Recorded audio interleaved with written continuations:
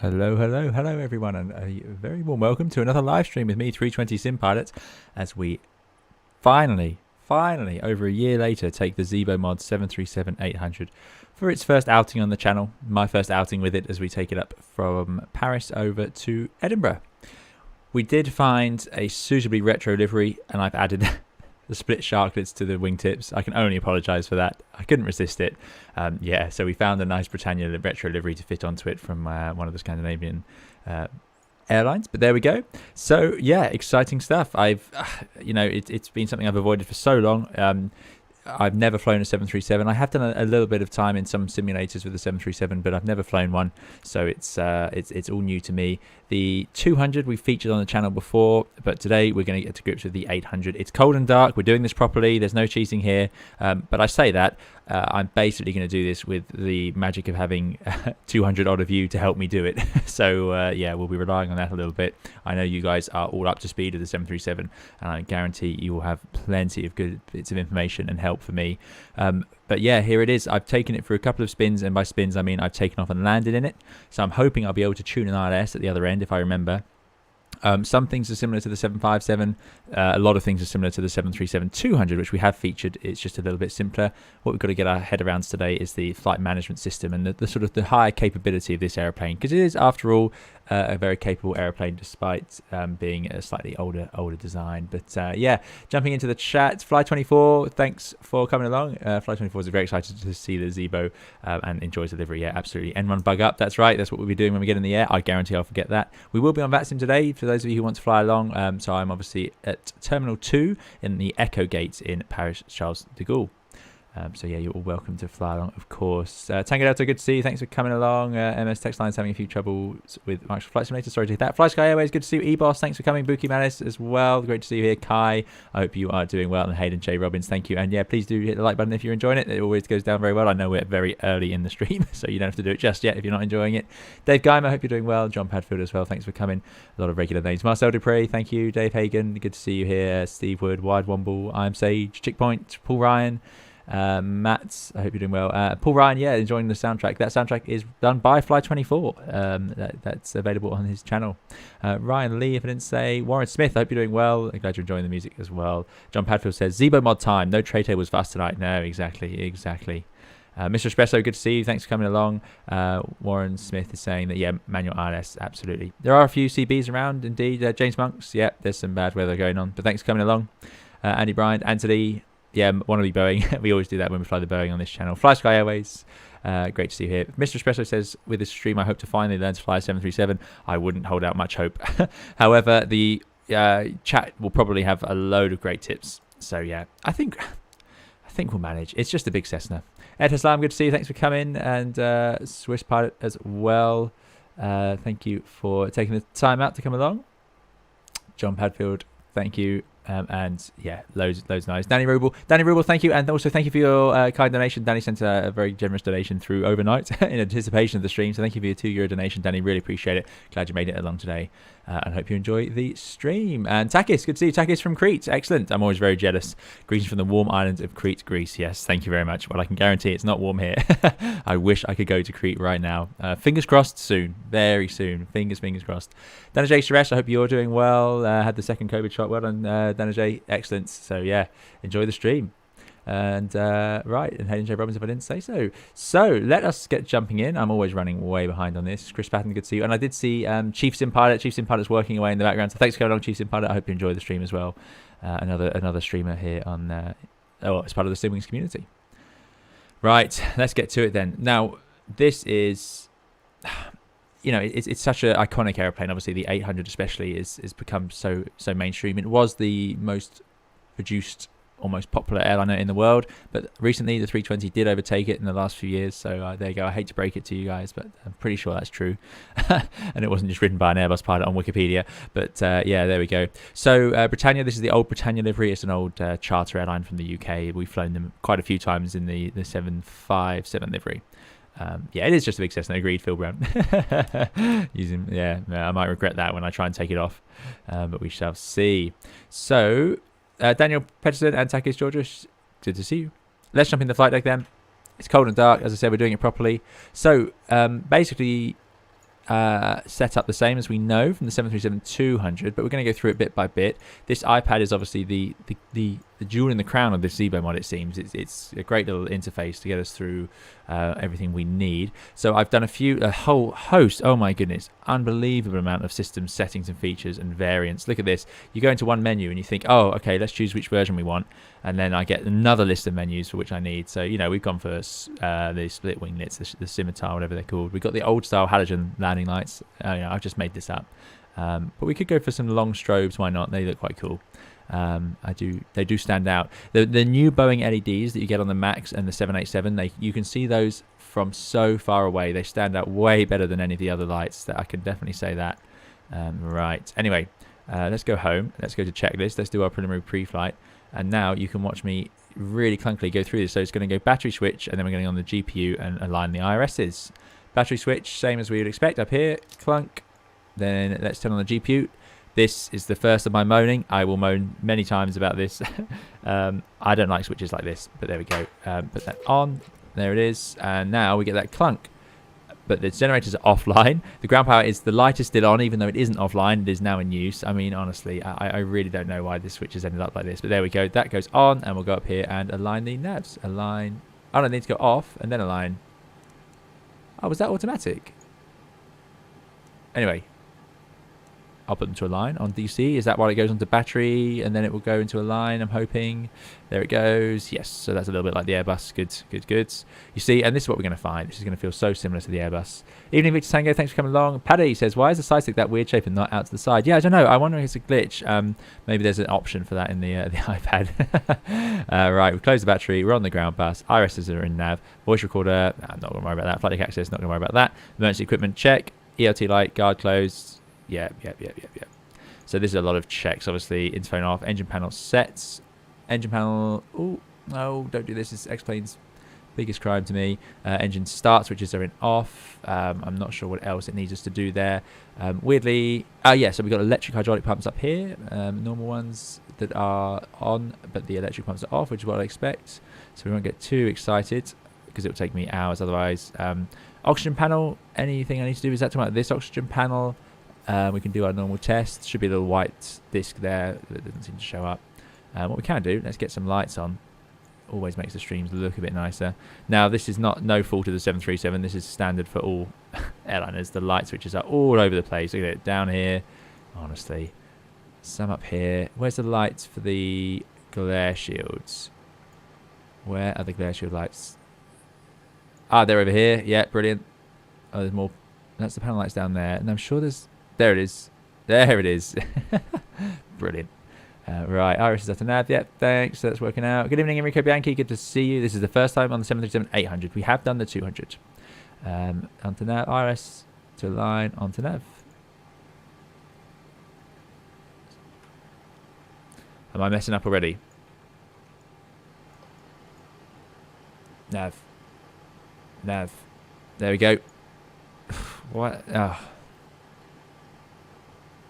No, I suppose that makes sense. Okay, good one. There you go. Saved me already. Saved by the chat. Thanks, guys. Okay, so they're scooting away. Good. Right, landing gear illuminated. Flight recorder guard closed. Stall warning test passed. Stall warning test is hidden away. I don't want to, again, lots and lots of tests in these older airplanes. Pretty sure there's a stall warning test up here. Well, that's a fail. Not sure why. We won't worry about that. Very strange. Yeah, there are. Yeah, so let's get rid of the yoke. Where's the click? There it goes. Okay, good stuff. Yeah, so yoke's gone. Yeah, we'll worry about that in a minute. Emergency exit, lights, probes, window heats. Okay, let's do that. So emergency exits, done. I mean, it's just a whole load of setup. Like, I could do it. I could probably work. We could just work our way through it. I know this left fuel pump needs to be on if we want to start up the APU. So that goes on. And then let's start the APU because we'll just forget otherwise. So we're going to hold that down until we see an EGT rising. Or is it just for a couple of seconds like the Airbus? Not sure. That feels too long. That can't be right, can it? Hoping that will start up in a second. I did practice, I promise. You've been on AC power for a while before stall warner works. Okay, there we go. Takes time. Power enough. Needs 6 minutes. Fair enough. There's EGT, so APU is coming online. We'll leave the rest of that as it is. IRS is both. You know, a lot of this stuff we can leave in normal. I mean, should I just go for the throw? So we want the yaw damper to come on, of course. It won't work until it's aligned. This is all going to stay where it is, standby power. We're not going to fiddle with that and make a mess of it. And we're going to swap over to the APU generator shortly. We'll leave those lights off, but we can put the... Well, I feel like I should just carry on with the checklist. But then it's just going to be mostly the flow we're doing anyway, and that'll take us all day. So let us be a bit pragmatic with that as we are streaming. So this is going to go to steady, position steady. Why it has to be like that, I haven't worked out. Logo lights can come on, and the wing lights will leave off, and the whale lights off. So now we should have our steady nav lights, but no other flashing strobes out there. Beacon is off, logo light is on in the tail. So that's all coming together. Just 3 seconds. There we go. Yeah, so it's as expected. Right, that's all of that. I suppose we could put some more fuel pumps on. There's the APU generator, so let's clunk over to that, get rid of the ground power. Oh, those are already off, I suppose. Can't really tell. But there we go, that's done. Coming on to the overhead up here, that's all fine. We'll come down here, let's get some more lights on. There we go, now you guys can see it a bit better. Leave all this in normal. Fasten seatbelts. On. Chimes only, so I suppose this is a modern one, so there's no smoking signs, because of course that's probably lit all the time by default in the cabin anyway. And let's I'm just going to move up this panel now. Landing elevation of Edinburgh, it's pretty low. Cruising at today 34,000 feet. Oh, there we go, 34,000. We can turn on the APU bleed, start getting some air for the passengers, and we'll put the packs to auto. Must remember to turn that off again. And we'll have the isolation valve open so we can feed both packs. So now the APU is feeding the packs. Engine bleed is on, but that's fine. And we'll turn the packs off when we start the engine. And leave the settings up here as they are. Trim air on. Not sure why not. Window heat can come on. That's the overheat tests. All working. And we're going to have the probe heat. We'll do it in the after start. So I think that's the overhead panel. Again, really similar to what we did before. John Pepper said, first time I set up this plane, it took me a couple of hours. So many things to switch on. The Airbus just does for you. Yeah, but exactly. The windshield heat, for example. I mean, imagine having to sit there and test the overheat. I mean, just honestly. And is that what it does? It just puts that light up there? Or does it show up down on the recall panel? Because we've got this little recall panel here, which is going to show us any warnings. So we get a warning. We then have to look at the appropriate panel from here. So there's supposed overheat warning down here. And then you have to look up here and find which panel's overheating. Yeah, I guess it does make sense, but yeah, it's not as slick as it could be. I should stop whinging about it though. This plane's been flying around for a long time, and this is a very modern one that we're in today. Right, now let's go into this CDU. So, FMC. Yeah, it's saying out of date. I'm not entirely sure why I've missed the update for this, because I should have already done it, so I'm not sure, but there we go. So it's within date. So this is something I do like about Boeing's. This sort of the takeoff or the setup flow, you just go init ref, as far as I'm aware, take the last position, but let's take LFPG, Paris Charles de Gaulle, and we are on gate Echo 18. Now this never works for me. Ooh, but it hasn't given us coordinates. So let's take the standard position there, or we could try and find the GPS position. And make it a little more precise, but it should update when we get into the air. Then we're going to go routes, LFPG, it automatically copies, I like that. And we're going to Echo Golf Papa Hotel. Perfect, that's all done. Flight number, we're going to be the Britannia 273. Goods, company route, no. Runway, well, we don't know yet. Let's go on to, nothing to do there. So we'll go to Perf init. And now we need to figure this one out. So this is all available through our tablet. And there's nothing wrong with this. This is all exactly how it is in most airliners. The performance doesn't get done. Oh, it always says out of date, says Warren Smith. Good to know. Okay. Makes you realize how sport we are in the A320. It does indeed. Pilot Guy 707 says, we honestly never test the overheat. Oh, there we go. There you go. I was going to say, this just seems crazy. Right, we've got loads of fuel, 9.2 tons of fuel. We're very well loaded up. We've got lots of passengers, 16 tons of cargo. So our gross weight today, 68.1. So I'm just going to put that in. Reserves today, we do have a full chart. Reserves, we need so reserves is talking about alternate and final reserve, I'm assuming, which is going to be 2.8, 2.9 tons of fuel. So let's put in 2.9. That's what we want to land with. Cost an extra day of, drum roll please, 42. Don't know where that came from. 42 will work though. Planned fuel, we're going to have 9.2, which is what we should have in tanks, which is all shown down here. 1, 2, 3, 4, 5, 6, 7.8, 9. Yeah, just about 9.2. Great. Even that I have to add up myself. Unbelievable.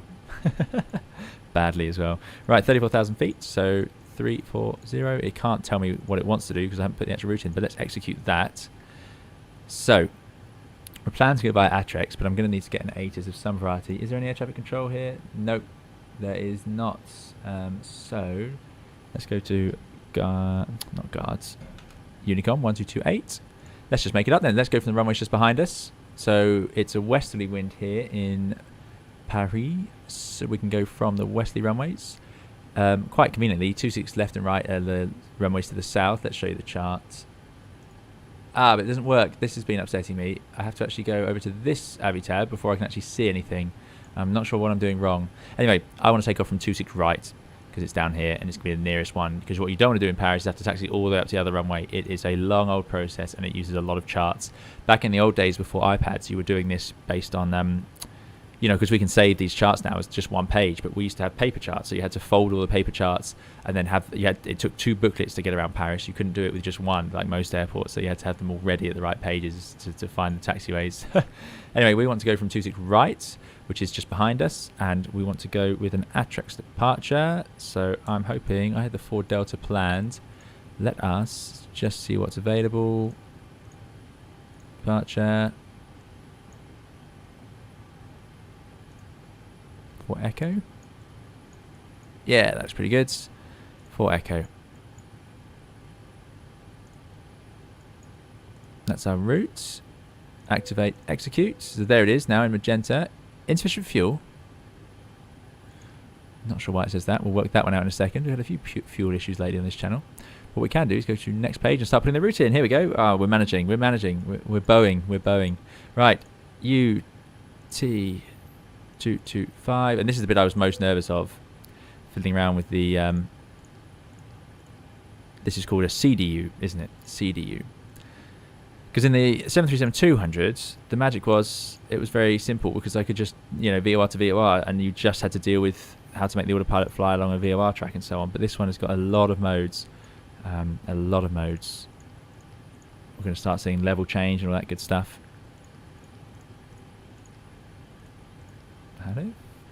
Never heard of these waypoints. 590, and I've flown around this part of the world quite a lot, so but they do change them. I have heard of a bevy. Go from a bevy upper November 601 to InPip, and that is the end of the route. Let's execute, and then let's put in the arrival now just to line it up. So RS24 InPip 1 Echo. Execute. Got to keep remembering to press execute. Steep descent after INREV, no problem. And then let's go back to this and index. So we did the idents, posinit, route, takeoff. Here we go. I definitely missed something. Was it the perf page? So that's in. So cruising at 3.4, it reckons 376.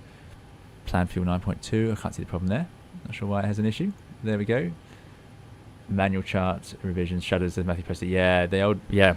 So one of the worst things for pilots have to do is update charts. Good afternoon, Paul B. I hope you're doing well. Lisa Evans, I hope you're doing well. Yeah, it is pretty complicated. Right. Matt says, in the settings, if you change the fuel to over under, it is digital with a total. Ah, there we go. Let's... Oh, we won't fiddle now. We won't fiddle now. Look at that. I recognise that logo. Oh, look at that. You can tilt it. Excellent. Excellent. Excellent. Yeah, this is quite impressive. The little details they've managed to cram in here that I wouldn't have even thought of. So, cruise wind. Let's put in the average wind for the cruise. Back into Avatar charts. Wind component, or average wind, 285.67.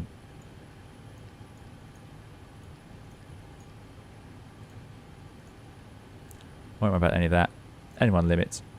So I've been told that this is how you derate the 737. I have not worked this one out. So if any of you can guide me through this, complete the perpendicular page. Have I not done that? What else do I need to do on here? Put in the ISO deviation? Top of climb OAT? I mean, why do I... Can't it download all this stuff? Can't it do it for me? The C-Do. Yeah, I wonder if they call it the C-Do. The McDo. Physics Germany, good to see you. Thanks for coming along. I hope you're doing well. Yeah, if you press the next page, you can copy coordinates. Ah, so you guys are all over it. Okay. Next page for GPS pod. Oh, everyone knows the GPS position. Okay, so I definitely got that wrong.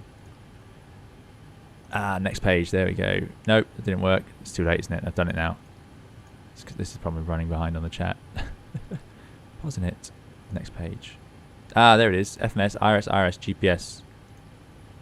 So take that. Previous page. Oh, no, let's not fiddle. Let's not fiddle. It's done. I think that's going to be the best thing to do here. So in Airbus, and I'm imagining this, when you go to set takeoff thrust, it will automatically sort that out for you. Right, there's flat 5. So let's go back. I think I've been told from an ex-Ryan Air pilot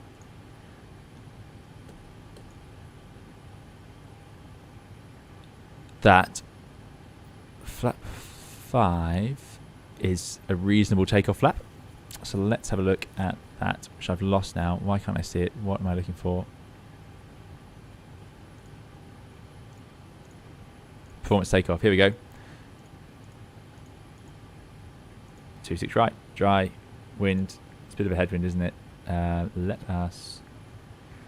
I wish that tab was separate. There you go. I do... I wish... I must be doing something wrong because I can't seem to get from into this page without going into this iPad. Anyway, let's take a note of that wind. 250 at 15. It's a bit of a wind. 11 degrees, QNH 1013. Bit breezy. Yeah, it's a breezy day here as well. Okay. I'm sure I'm doing something wrong. Right. Wind 2. Does it want a direction? 250. Whoops. 250 at 15. Yes. It's 11 degrees out there. QNH is 1013. Takeoff. Wait. Which we agreed was... Is that written anywhere? Yikes. This has got to be the most inefficient loading of this airplane ever. 68 tons. Yeah, but it's the way... You can still have a tab in the separate window. Okay. Yeah, but I do that. If I do that... But... He's letting me get here. Okay, I couldn't get to this tab first before. Yeah, okay. So what's going on here with the 8%? Is that right? This gross weight cruise CG 8%? What's going on there? The takeoff calculator is still in up. Okay. Previous page. The landing perf does work. Okay. This 8% doesn't look right to me. It can't be right, can it? I need to enter this. This is what's going on here. So let's go here. So my takeoff weight CG 24.4, which is my gross weight CG. So let's put that in.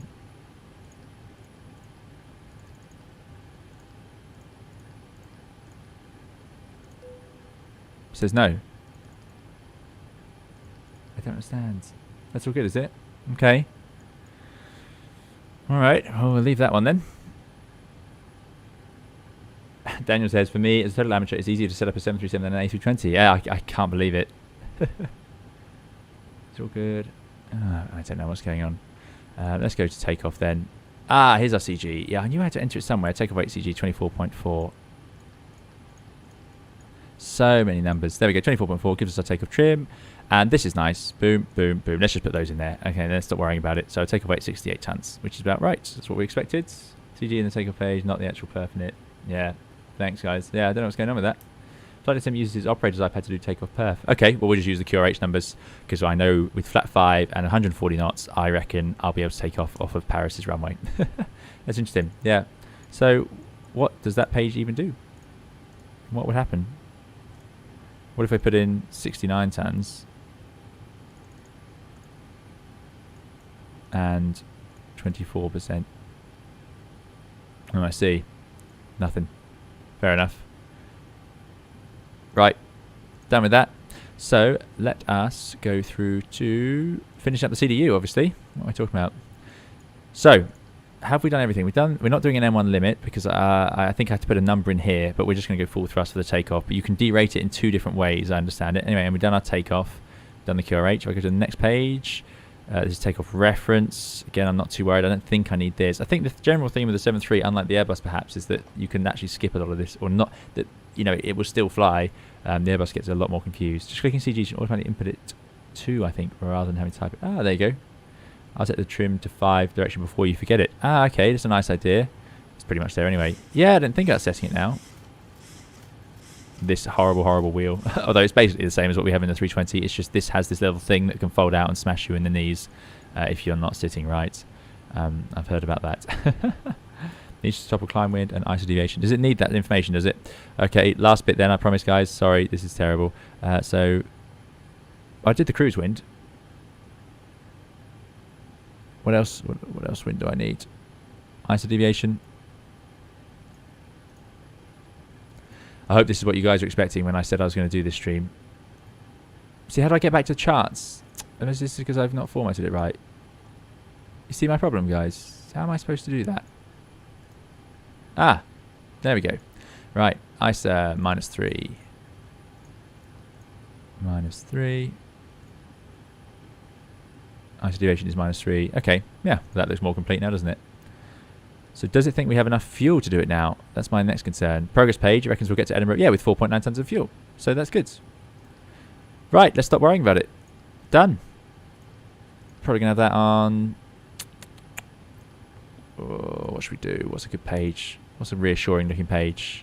I like this page. Let's have it on that one. Good stuff. We got a PFD? Yes, this is all coming together. Yeah. What were we worried about? We're not going to worry about all of this. We've done the overhead flow, so I suppose we can check out a few things down here. So, I'm going to have VOR selected on there. QNH is 1013, which we've got. Let us just make sure we have a... No, this is what happened before. Getting from here to the charts. That's what I've been struggling with. Sorry, here to the airport. There we go. Right. So we settled on this one. Stopping initial climb clearance, flight over 100. So let's put that in. Oh, look at that. We've got to scroll through everything. Fair enough. 100. Anthony says, this isn't terrible. It's quite educational, especially for new to the Zibo 737 like me. Excellent, Anthony. Yeah, that's it. That's what I can hope for. So thank you. I'm glad to hear it. Make sure the units in FMC are in kilogram, not pounds. Yes, I did check that. We'll double check that. And it does say fuel kilograms down here. I think pilot flying is usually on init ref, pilot monitoring on legs. Okay. Legs, there you go, FO. I hope that works for you. That's coming together. Thank you very much, Danny. Danny Rubel, thank you for your $2 donation. Really appreciate it, Danny. And he says, hey, Captain, that takeoff performance calculator doesn't work yet. And yes, you need to do the ISO, etc. It's going to be fun. Not that I can do it better, by the way. I'm sure you can, Danny. Thank you so much for your donation. Thank you for contributing to the channel so much, and really appreciate it. I'm glad you enjoyed it. We'll see where we get to. Thank you. Really appreciate it. Right, Ebos says 100% sim pilot. You learn the chat to fly the A320 in the chat learns you to fly the 73. Yeah, exactly. Thanks. Set V2. Okay, yeah, let's do that. So I knew this page would be useful. V2 149. 149.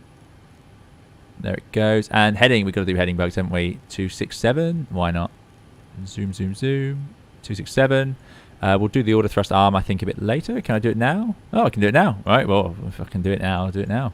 Let's set the course to... What should the course be? Well, this is an RNAV departure, so it really doesn't matter because we're not going via this VOR. For my own amusement, I could put in 008. I don't think it matters. What do other people do? Do they normally set something there? When am I ever going to even notice it? Can't see why I would. Flight directors, yes, please. I know that MA means that one's master. I've been told that, which is good. I'm going to have airports, I think, appearing. And let's wind up the range. There we go. Look at that. Oh, this is great. Lights. Oh, yes. Wow.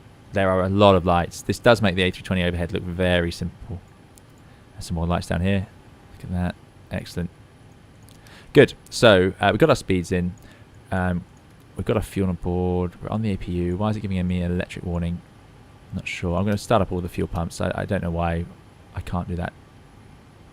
We have centre tank fuel as well, so centre tank pumps, probably. Crossfeed, maybe? Don't know. Ethan's Aviation, good to see you. Thanks for coming. Think pilot flying. Yeah, we've done that. Hit the cross twice. Okay, the autopilot and auto throttle systems makes me so confused. Yeah, the autopilot is the new thing. We're going to learn that when we get in the air. Lauren V says the most annoying thing about flying the 737 is checklist trying to remind me to realign my heading bug. Yes. Some people add 15 to the initial max speed on IS max. Okay, interesting. I usually set the courses to the landing runway even IS. Yeah, fair enough. We'll do that later. Good. So the fuel's nice and warm. I think everything on the overhead panel is done. Pitot heats come later. Fuel pumps are on. We're not going to embarrass ourselves because we're on the ground APU now. Passenger signs are on. Let's think. What else do we need to do? What else is there left to do? Down here, must be some stuff down here. So we're on guards. That's fine with VHF 1.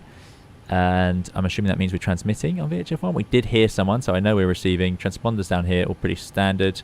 Oh, here's our receiving. Perfect. And transmitting. Excellent. Oh, this is the tuning panel. Okay, good. Oh, I like this. Let's do this. Well, that wasn't as exciting as I hoped. Where's all the bells? There it is. Yes. Much better. Excellent. So that works. Parking brake is on. Stab trims are on. Right. I think we're done. Checklist time. So, thank you, Avitab. Hydraulic pumps. Do we turn those on? Do they come on now? Are we going to power up the hydraulics at this point? What we can do.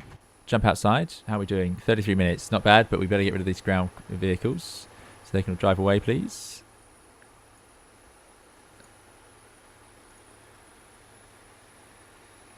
Get rid of the chocks in a second. Close up all those doors. Oh, and I've got some wing views set up. Don't worry. There we go. Look at that. Two for us today. So if I do the hydraulics, everything's going to suddenly work, isn't it? Let us go Avitab and... Not Avitab. Whatever this is called. Whatever they called it.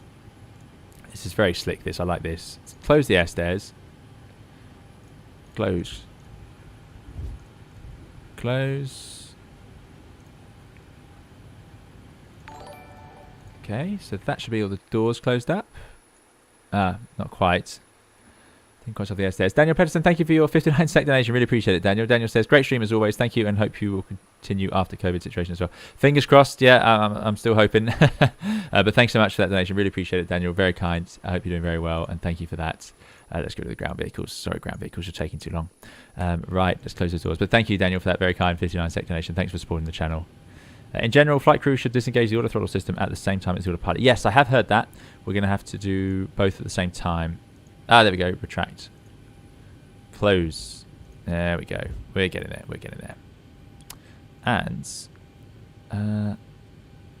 checklists. 4-star checklist. Flight the door. Close. Lock. Oh, wow. This is easy. CDU display set. M1 bugs. Check. M1 bugs. So that would be if we were using the D rate. I think we're going to save the D rate for another day because I genuinely don't know how to use it at this point. So I don't think that'd be silly.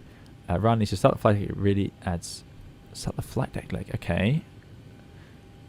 Let's have a go at that. Stugan McTavish. Thanks for coming along. I hope you're doing well. Thanks for coming along and watching and moderating. And yeah, I like this livery too. I usually put on all hydraulics right away. It may be wrong, but it helps later. In the FCTM, Boeing recommends the auto throttles be used only when the autopilot is engaged. Yeah, so slightly different. IS bugs we have done. MCP is set. We've done our briefing. Good. Done. Pushback. Here's the hydraulic pumps. Yeah, I thought so. Okay, so let us do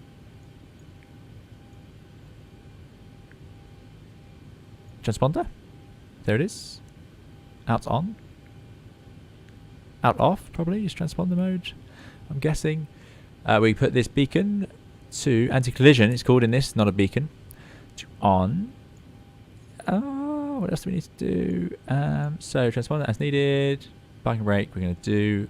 And then once we push back, we turn on the hydraulics. So the reason that's probably delayed like that, obviously the hydraulic pumps are a big thing in any airliner. We're always very careful. So the big concern is that some flight control surfaces might suddenly move and hurt somebody, because hydraulics are incredibly powerful. So that'll be why that's delayed, because it would be very unnatural to turn on an electric hydraulic pump now, because it will immediately center all the flight controls. It doesn't look like they've lost any of their position though. They do droop a lot in the 320. I don't know if they do in the 73 as much. Okay, let us, what am I thinking? I did think of something I needed to do. I need to get rid of the chocks, remove chocks, there we go. And it did say better pushback somewhere. Run to cockpit, please show me where you want to go. So we're going to go here, and then I think all our other colleagues can get out. Nope, we're going to go here. It's a long way, big airport. This terminal we're on can handle some pretty massive airliners. Run to cockpit, tow is driving up. Let's just check we're not meant to be talking to someone now. I don't think so. Charles de Gaulle traffic, Britannia 273 pushing back stand Echo 18 to face east. And I've just realised, and normally you guys have told me off by now already, I haven't done a flight plan. So stand by while I very, very quickly do that. How shocking, that's not good at all.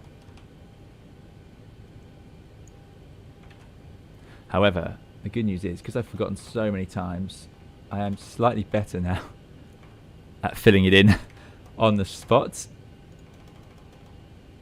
There we go, via Atrex. Okay, all doors and hatches are closed, ready to connect. You can hear my clickety clacking keys. Yes. Don't worry about that.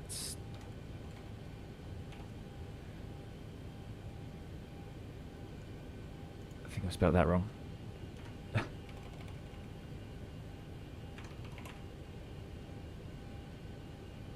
Okay. Done. Right, we have a flight plan. Good. So they're connecting downstairs. Exciting times. We've got quite a crew with us today. Excellent. And they say we can go. Should we do it? Any clock to start? There must be a clock somewhere. There's one over there. We've got one over here. Here we go. Chrono, let's do it. Thank you, Paris. Had a good time. Let's go. Starting pushback, and you may start engines. Checklist procedures, pushback. We've done. So after pushback, we'll turn on the hydraulic pumps. So do we not need to do that before we start engine? Don't know. This is using better pushback. LNAV, VNAV, arm, autothrust arm after engine start. Okay, that does make sense. Let's turn it off then. The red light warning us. Can't believe it. I've seen so many so many streams of videos using the 73800. I can't believe I'm actually pushing back in one, seeing this cockpit. And there's so many. I mean, I won't even be scratching the surface of what you can actually do with this, I'm sure. I really like this mod. It's full of great little details and tricks and realism features. I haven't even tried the de-icing. I couldn't believe it when I saw de-icing. That got me really excited. Everyone's saying LNAV, VNAV, so let's do it. LNAV, VNAV. Oh, it works. There we go. They're armed and white. Cool. I like that. So I'll just say this. The Airbus, I would have done that automatically. Oh dear. I won't set that the whole flight, I promise. Right, well I don't see why we can't start the hydraulic pumps now. I can't believe airlines wait any longer. So hydraulic pumps are on. I mean, why would we wait for the whole pushback? Is there a risk to the nose wheel steering, or is that disconnected by the ground crew? That's the only thing I can think of as to why it says after pushback.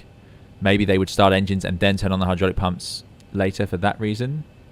Okay, Victor Tango says auto brake RTO and minimums knob set to barrow. Yeah. Do we have to do it now?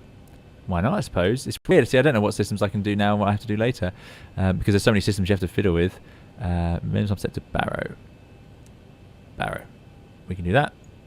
Anyway, so yeah, so there's perhaps a risk of turning on the hydraulic pumps that the nose wheel steering would engage if it's anything like the Dash 8. But I don't think it is. I'd imagine they can turn off the nose wheel steering themselves. Anyway, let's get ready for engine start. I think the checklist will deal with all the problems because there's loads of problems. Pack switch is off. So the AP doesn't have the pressure in it to do it otherwise, obviously. So pack switches come off. There we get a bit boost on the pressure. Operation complete. Set parking brake. Okay. Parking brake is set. Start sequence announced. Engine start ground, and we're going to do N2. Does it matter which one we start? It's the eternal question in the 320 that seems to have no answer. Which one should start first? I know which one I would start first, but I know there's differences around the world. Let's go with engine 2, my favourite, to start first. So ground, and we're going to use the right ignition system. That goes to ground. There we go. It's working. N2 spooling up. N2 at 25% N2. We add the fuel. They can disconnect.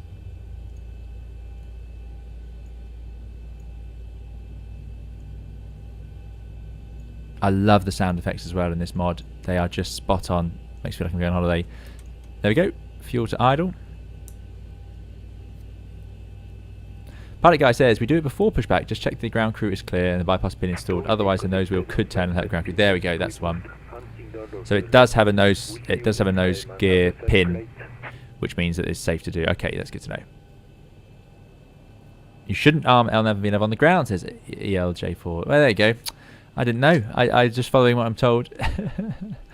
Number 1 for Airbus. No, number 2 for Airbus if you're doing 2 engines. They go the ground crew. That looks like a good engine start to me. Let's go for number 1. And that automatically goes back to off. I quite like that. So let's go ground.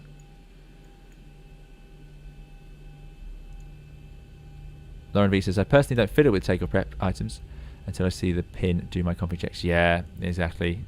You've got to see this wave. It's so important. You're a bit lower in the 737, so I suppose hopefully, I don't know, do any 737 pilots know? Well, they do know, but are they in the chat and can tell me, can you see the ground crew as you're pushing back? Because in the Dash 8, they'd be basically here in the window, whereas in the Airbus, they're right beneath you. You really can't see them, so it's very important you get that wave. Not that it's not important anyway, but yeah. Right, let's get that fuel on for this one. Charlie Gold traffic, France 148, Tango taxi into holding point Tango 9 for 26 right. Bernard wants some cabin announcements. What I'll do is, we've done that. Done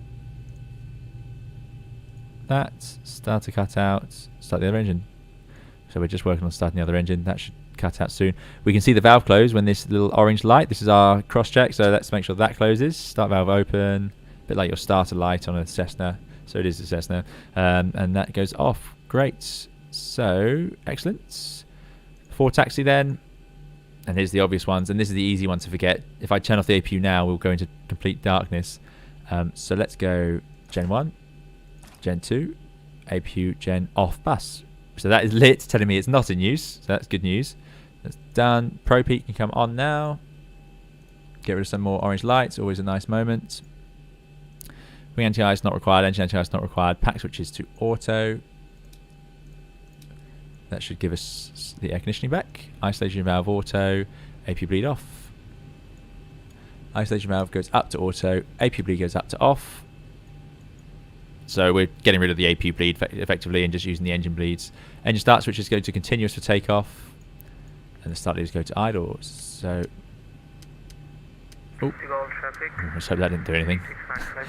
Start switches continuous, engine start levers idle. Well, that's where they sit, I hope. So I won't fiddle with those. Ground equipment clear, flap lever, let's set takeoff flap, flight controls check, and then blank. Right, I know why we do that. I got one piece of information. So let's go to 5 degrees of flap, 45 minutes, yikes. So they're travelling out now. Water brakes are at RTO. So we're going to check they get to 5, and then we're going to get this screen to blank. And I know why that is, because, and you all know this already, if we have a problem... oh, what happened to my... I'm sure I made a setting that meant fuel flow appeared up here. If I pressed it again. Oh well, it's not working now. That way, if there's an engine problem, it will flash up on here. There's flap 5 with leading edge flaps extended as well. So for Airbus, only start number 1 if taxiing on single engine. Yeah, well that's what I do. That's what a lot of Europe does. But I understand in other countries they'll always start engine 1 first. It doesn't make it the world of difference anymore. It used to, but it's not so exciting. Yeah. Find it amusing how people say you don't do this in the Boeing. Most of it's totally operator specific. Example, LNAV on the ground, all down to operator SOP. Oh, is it? There we go. So we'll leave it there. It hasn't told me, or it's not failed, so I can't imagine why. Do whatever you prefer in flight sim, says Aaron. Yeah, that's fair enough. Good afternoon to Alberto. Hope you're doing well. And Bernard Langham, good to see you. Flight life stew isn't enabled. Thank you very much. So let's do a PA. We're done. Flap lever. Oh yeah, there's flight controls we can do. I've done it too early. Getting ahead of myself. Let's go systems, and now we can see the flight controls. Yes. Got to do it while stationary in the Boeing. There's the rudder. Check that's all working. Yes. Looks and sounds great. Okay, I'm going to do a quick PA while I set up the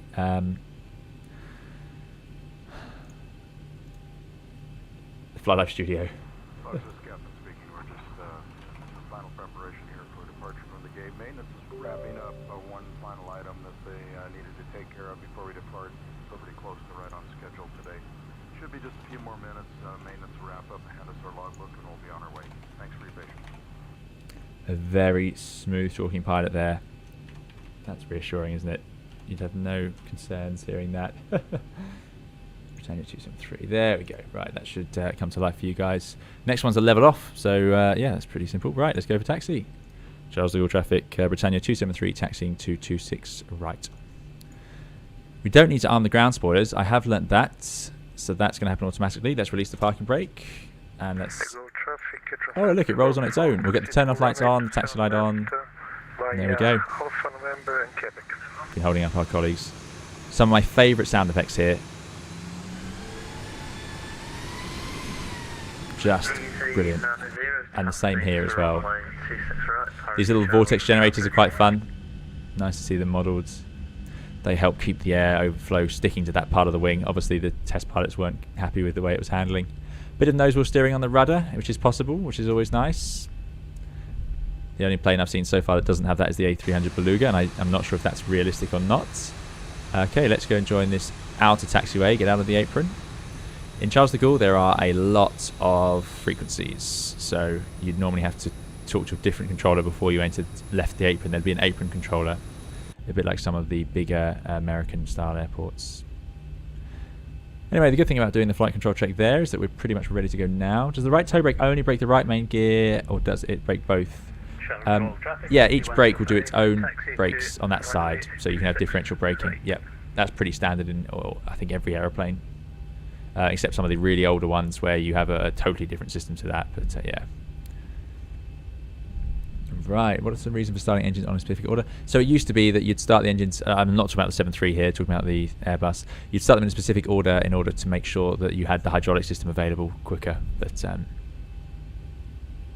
it's all changed since we do single engine taxi. We now swap over anyway, so it's clearly not as important. Order thrust goes to arm. Flight directors on. We've got LNAV, VNAV armed, and we got that armed. So that order is pretty good. I think there's a toga button somewhere. You guys will need to remind me. Where's the toga button? Is it not one of these little screws or something like that? That's annoying. I did know where it was. Oh. So you guys can let me know before we get to the holding point, please. Oh, bit of a grass ridge here.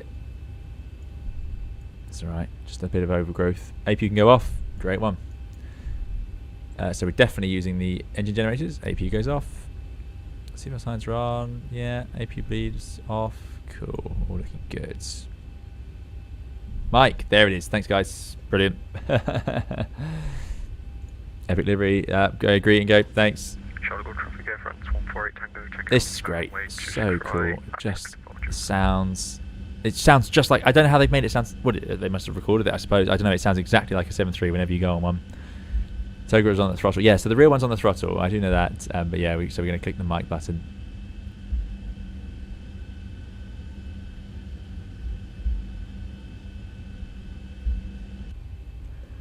There's Air France in front of us.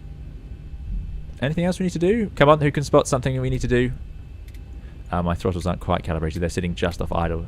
I'm assuming it would... Oh, I've done that. I'm assuming it would taxi away under idle thrust, but I'm not 100% sure on that. Wing light announces takeoff for crew. There we go. Interesting. Does it? The wing light? Or is that in for the Zibo mod specifically? That taxiway looks very closed with that cross on it. So obviously we could take off from any of these intersections. We've got our colleagues following along behind. Love the shadow behind. All working nicely. Trim was set to 5 already. So we'll just cruise along here, and then I think we'll just take this intersection here. Take a config check. Great one. Yeah, so there must be some more checklists to do actually. Probably include that. 4 taxi we've done. Approaching runway, departure runway, verify. Strobe lights will come on. No, it hasn't asked us. Okay, takeoff config check. Where's that gone? Isn't it down here? It was down here on the 200. This is getting bad. I thought I knew more than this. I really did. Where's the takeoff config? Ah! No? That's systems and GPWS. No. That's not it. Wing lights are not needed. Only help if there is ice. Okay, cool. Yeah, that's pretty much the same as the Airbus then. Let's come around here. Ground speed of 9 knots. That's fine. Thrust levers full forward. Yeah, I suppose that it will get the takeoff config when the thrust levers go. It would be nice to know if we've messed anything up before then, but maybe that's all we've got. Advanced throttles and max for takeoff config. Fair enough. Okay. You need to set your course. Yeah, I've gone with 008 because I'm going to use that next. I don't see the point in setting the course straight ahead. Maybe I could have set the return ILS course. That would make sense. Charles de Gaulle traffic, Britannia 273, lining up, taking off, runway 26 right, departing to the north. No takeoff config in the Boeing. What? There wasn't. I'm sure there wasn't the 200. Oh well. Maybe I got that wrong. Do they really? Is that what real people do? They do that?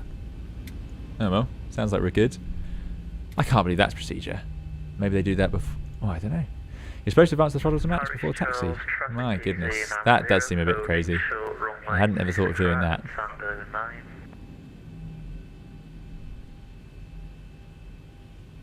Yeah, it's to the point. Right. Oh, we should have got those lights on. It's obviously clear on the approach. So I like this little bar, so we'll do all of those. And put the strobes on. That's all good. Other lights. Transponder, TARA. Oof, this is getting difficult. I need more hands to do this with the flight simulator. Clear for takeoff we are. Fixed landing lights we've done. Then we go 40% M1. Yeah, 8 knots. 15 degrees on the pitch. Yeah. Good stuff. Right. Okay, guys, let's go. It's time to take off finally in a Zibo 737. So, holding it on the toe brakes. 40% M1. Hold it there. All looking stable. We put a bit of forward pressure on the yoke. Release the brakes. Hit the toga switch. And there we go. And we're going full toga thrust. So we've got M1 and toga have gone active. And away we go. 80 knots, I'll release the yoke. And it's got a little white marker on it. That's quite nice. So 80 knots. Yoke's at neutral. Oh, he reads it out. Excellent. Thrust hold. Yeah, Boeing seems to do this thrust hold thing. I'm not sure why.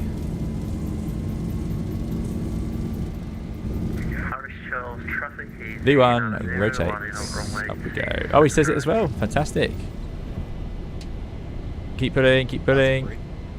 Gear up, please. 15 degrees of pitch. Yeah, long takeoff roll. Heavy aeroplane. LNAV's engaged. There's VNAV speed. It's all looking good. A little bit of trim. So then we're going to get to acceleration altitude any second. I'm going to have to do press N1, I think. There's 1,000 feet. So we should accelerate and it should bug up, but it's bugged 230. I mean, 230 seems fine. I'll just leave it there. And there's N1. So we got N1. And now I was expecting to have to bug up, but I won't. Let's put command A. That was enough flying. Right, coming up to the 1. So we're above the 5, so I think the flaps can go to 1. My understanding is that now we're above the 1, I can put them to 0. And we would bug up, but we're not going to do that. We're climbing up to flight level 100. So I'm going to press standard now. There's standards, and it did synchronize, which is good. Okay, so the flaps are up. We can put, I think now we're in the air. You guys can correct me here. I'm going to turn those off. We've done the takeoff. I'm going to put the gear off. Flaps are up. Anything else we need to do? We'll find out in a second. 250 knots now. Definitely LNAV, so it will turn, and it's in VNAV speed. So that's all working out nicely. No need to bug up when in VNAV, I think. Anyone can correct me. Ah, is that because we're using VNAV? There we go. Bug up manually, yeah. And no need to press N1. Ah, so VNAV did it all for us. See, it's a very capable airplane. We've drained that center tank though, obviously. Weather radar on. Yeah, we will need that later. Fair enough. we'll find that panel. There it is. That looks like a weather radar. It looks confusing enough to be a weather radar panel because they always look terrible. Doesn't seem to have much I can do to it though, so we won't worry about that too much. Gonna enter some clouds. No, we're doing just about alright. Paris Charles, traffic easy, Nana 0, taking off runway 26 right. And away we go. Passengers having a nice chit chat. It's got a very good climb rate. 737-800 is, you know, it's a bit more sporty than the Airbus. I think they don't like following A320s because they're faster in the climb and they can obviously go a bit higher.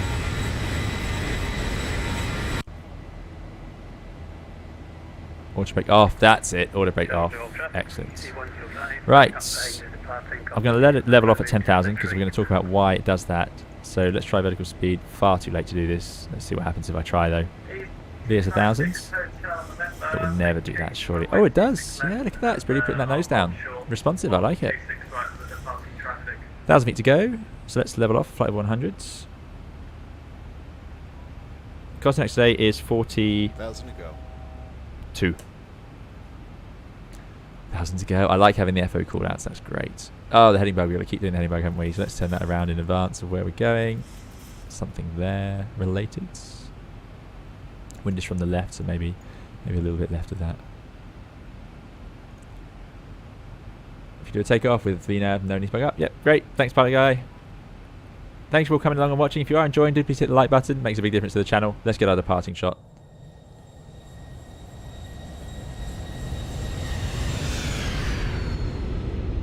Oh, we've managed to avoid the worst of that weather. We're cruising up right into the nicest part of the nicest sky we've got all day. So, why are we levelling off here? Well, this is... Let's finish this procedure, and then we'll talk about that. So there's out acquire and out hold, which I guess is out star. What I don't like is this says 10,000, which confuses me all the time, because in the Airbus that would say 100. So it, yeah, I keep thinking I've forgotten to set the QNH. But we've done that. Done the rotate, landing gear, roll mode, flaps retract, VNAV, autopilot, engine start, auto brake, landing gear off. Complete. We've done it. We made it. Climb and cruise at above 10,000 feet. So we're at 10,000 feet. Turn off the passenger signs. Would I do that here in real life? Yeah, maybe. Depends on how busy it is. You can see the traffic here. So we've obviously got Charles de Gaulle down here. The arrivals will come in at flight level 110 or 120, so they could be just 1,000 feet above you. So you often, what happens is you depart Paris like this, you're flying north, and then you'll see a plane go just above you, 1,000 feet above. So what you don't want to do is what we just did, which is come screaming up at 2,000 feet per minute. There's some traffic getting close. What's our range? Oh, it's quite a way away actually. He's 5 miles away, climbing right through our level. That's good. The TCAS is very functional. The other thing I've noticed is all the textures are just outrageously good. It looks fantastic.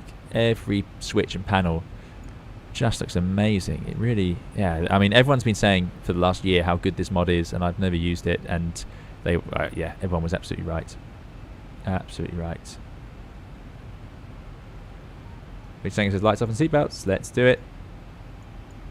All lights off. Okay. Because some of these do stick out, I think. Yeah, these two retractable. They go off. Turn off lights off. Taxi light off. Good. Passenger signs are off. So passenger signs as needed. Altimeter we've done. Altimeter cross check before top of descent. Mod route for arrival. RMP for arrival. And the next one is going to be the descent checklist. Great. 50 traffic, winds cross 26. Right, so let's imagine that they're past us now. We're going to cruise at 340. So let's see how well this plane does at that. Okay, good man, thanks very much. Easy 36 Papa departure 26 right. Scroll. 34,000. And this is a Boeing. So can I just go to VNAV? Will that work? N1. So imagine that goes to climb thrust, and away we go. N1 VNAV speed, fine, let's do that, and it'll cruise or climb at slightly under 300. Okay, I mean that's not much faster than the 320. We climb about 300 knots. Maybe the climb rate is better. My understanding was that they're faster in the climb, but I don't know. Oh, look at that heading bug. Is that right? Did I guess the heading bug right? I'll be really pleased with myself if I did. It looks like I did, but I don't understand why that's showing me track. I'd like that to say heading, really. Matteo, thank you so much, Matteo, for coming along. Matteo's very busy, Matteo, I'm sure. It's great to know that Matteo's work has come back to life. Oh, there's a little PA.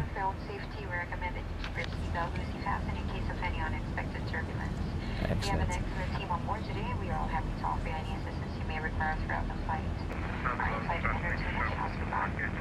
Thank you, Matteo, for that £5 donation. Really appreciate it. Matteo says, crazy busy at work, but I could not resist popping in to say hi and see how you were doing in the Zibo. We're doing all right. We got in the air, Matteo, and we're only running about not 20 minutes late, maybe. That's not bad. So thank you so much for that £5 donation. Really appreciate it. Thanks for coming along. And thanks for Matteo is another guru of the Zibo mods, and he's made videos on his channel with cold and dark setup guides. So yeah, highly recommended Matteo's channel. It's got loads of great content on for these sorts of airplanes. So thank you for that donation, Matteo. Really kind of you. Matt Haynes says, strobe, is it on or just in steady? Let's find out. It's on, but I've gone for these long pulses. I like those. They really stand out. And even better is the beacon on the Dreamliner. I don't know if the 73 Max has it now. Excellent. You can change from track to heading in the tablet. Ah, okay. So what do most operators have? What does Flight Data Sim use? What would be more common? Because the Airbus, that would be your heading, and your track would be the line.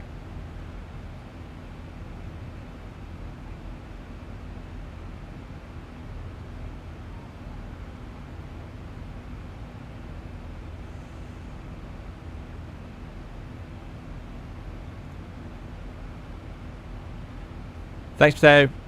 Enjoy your work. I hope it's not too busy. Oh, that sounds like it is. Doing lots of. Oh, what if? No, Mateo's further north, so maybe not having to feed people outside at the moment. Let's get ready to climb. 2,500 feet per minute, 300 knots. Track up display. Oh, there we go. Well, when in Rome, or when just north of Paris, we will do exactly that. So let's leave it track up. Let's see if we can get used to it. See if we prefer it. I can definitely see the point, because this display is showing us. What just confused me, because this triangle is pointing down the track line. Anyway.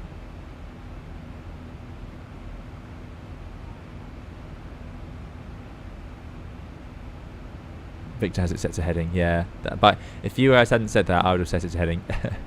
But I suppose you can see you're heading up here, and you can see it there, but it's not very precise. So, it doesn't really matter though, does it? 1 degree difference, but yeah. Oh, it does. It says it down here. There we go. I was going to say there must be somewhere where it writes it, because this panel up here is great, but you're not supposed to, in most aircraft anyway, maybe in the 73 it's different, you're not supposed to rely on what you see up here. So if you set the heading here, like 005, I've then got to go and check it on the PFD, and there is 005. The reason is this is like a, what we would like to happen, and then what is on here is what the autopilot will actually do. So here's a question for you guys. What bank angle should I set? I didn't realise it was adjustable. I thought it would be having auto mode. See, the 75's got all these features. No right or wrong. Party guy says, for me, heading up is confusing. It's just what you're used to. Yeah, exactly. I'm sure there's a good reason to use track up. Ooh, sounds like your controller is around. 1283. I had 1238 set on my radio panel. Does my radio panel work with the Zibo mods? Fingers crossed. 1283. There we go. Let's try it out. Where are we going? Atrex. Control Britannia 273, climbing flight level 340 to Atrex. Balmoral 273, Lance Control, bonsoir. Stop, climb, Tatwell 220. Stop climb, flight level 220, Britannia 273. Balmoral 273, Squawk 1000. Squawk 1000, Britannia 273.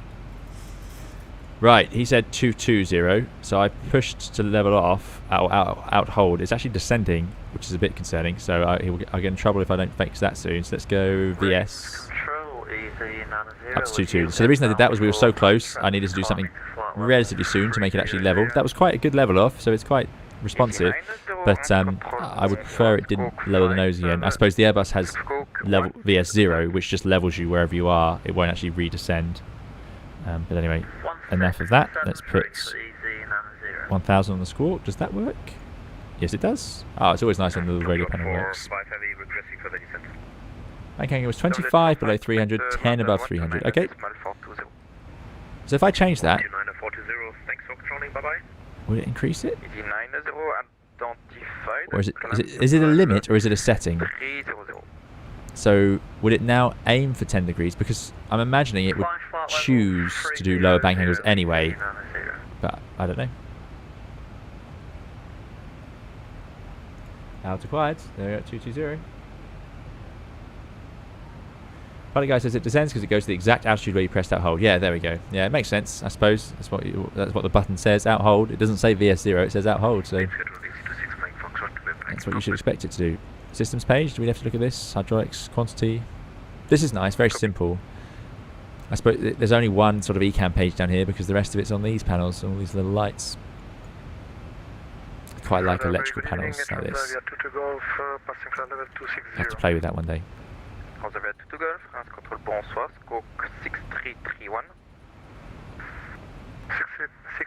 Flight director setting, autopilot will exceed it. Oh, I see. Okay. It is a limiter, yeah. So it should already choose lower ones. Climb forward 260, Britannia 273. 260. So he's seeing Balmoral. Must be what this call sign is now used for. Not Britannia Airlines. 260, what do we think? VNAV, level change, VS. So much choice, isn't there? Let's go VS. It's just not very far. 4,000. Let's do level change. It is a level change, isn't it? Sometimes I find the Zibo is aggressive on bank angles. Master caution fuel. Oh, it's gone. I didn't click that. Probably because that center tank is pretty much empty. There it is. So, master caution. Then I'll look on the overhead. Look for the orange lights. There they are. Fuel pumps off. Don't need it anymore. That's automatic in the Airbus. Oh dear.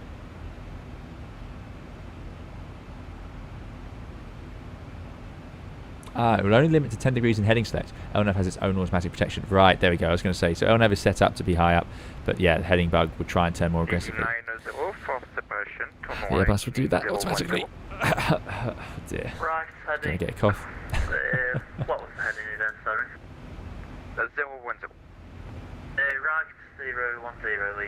010, Stephen Malcolm says, kicked by bats in for low frame rate. Never had that before. Don't worry, Stephen. I have had that many times on stream as well. So, yeah. I always get Air Berlin ABL when I fly as Britannia. Maybe I should just use Tomjet. Yeah, I know. We are using out-of-date call sign. It's not the controller's fault at all.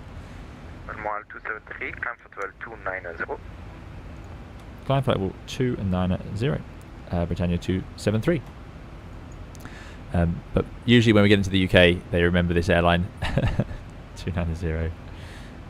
See, that's why, you know, if I'd gone into vertical speed and lowered my rate of climb and so on, then I it's great, except this is what could happen, which is that they want to keep climbing you. So if you crawl up because you're trying not to level off again, it might not be worth it. Whereas now we're getting, you know, constant climbs above us, so we're already in a more efficient place. Hey J Robbins, thank you so much for your £7.37 donation. I see what you did there. Very kind. I have to start flying bigger numbers of aeroplanes, clearly. But yeah, thanks so much, Hayden. Hayden says, would you consider a shared cockpit flight with Lauren V? So impressed with their knowledge. Thanks for the stream as ever kept. Yeah, we've still not done a shared cockpit, so I haven't got any plans for that at the moment. But yeah, Lauren V knows a lot about a lot of these aeroplanes. But thanks so much for that donation. Really appreciate it. I hope you're enjoying it. 340 is not available. Climb for 320. Climb flight level 320, Britannia 273. Is 360 available? 360 is available. Climb for 360. Thank you. Climb flight level 360, Britannia 273. Nice. So that's quite common. That's really common, in fact, that your flight level isn't available, especially in really busy crossover points like France. So I'll just climb up. Now, here's a question for you guys. In the Airbus, I would press progress page, and it would tell me my maximum flight level at that weight. Is that written anywhere here? Or do I just have to calculate it? Would there be a paper chart It wouldn't surprise me if there's just a paper chart to do that. This feels like a performance style thing. It's approach reference. Don't know. But thank you, AJ Robbins, for the donation again. Really appreciate it. And yeah, shake up is definitely something I'm thinking about, but it hasn't been done yet. No plans just yet. Ryan Lee says, casually throwing shade at Boeing. I'm not at all. Boeing's fantastic, and one of our favourite aeroplanes on the channel is the 757. I enjoy highlighting 737 things. Alexander says, what would be your next 320 tutorial? I'm not sure yet. We have a request for crosswinds. There's definitely one that's on the cards, but we have loads really. A few new features of the A320 have come out as well, which I need to take a bit of a look at, which are actually pretty unknown features even to Airbus pilots, so I'm quite looking forward to... I just noticed one of them recently when I was making my last video, so it's amazing how these things get in the way of the video list plan. So I'm not sure yet, Alexander, but there will be one coming soon. Zephyr says, would it be preferable to use flightable change at 260 rather than yes? Yeah, I think so. Joshua E says, glad I was finally able to catch the stream, just finished a flight in the A320X, but have wished to try out the Zibo mod. Excellent. Thanks, Joshua E, thanks for coming along, I hope you're enjoying it. Thor, good to see you. Thor says that's going to be a catchphrase of cough. Airbus does that auto cough, magically cough. Exactly. Cruise, init ref, cruise, climb. Right, let's find it. Cruise, flight level 340, optimum 376, max 389. There it is. Thanks, thank you guys. That was the cruise page. Yep. Brilliant. Right, so yeah, we can go up to 389. So even at this weight, which is pretty heavy, we don't have much fuel on board, but we are well loaded with passengers. We can go up to 390 straight away. Optimum being 376. So the recommended max in the Airbus is probably, you can go to the recommended max in the Airbus and you'll be alright, but the limits, it's right on the limit of certification. I don't know if that's the same for this, but yeah, so I wouldn't want to go up to 390 right now.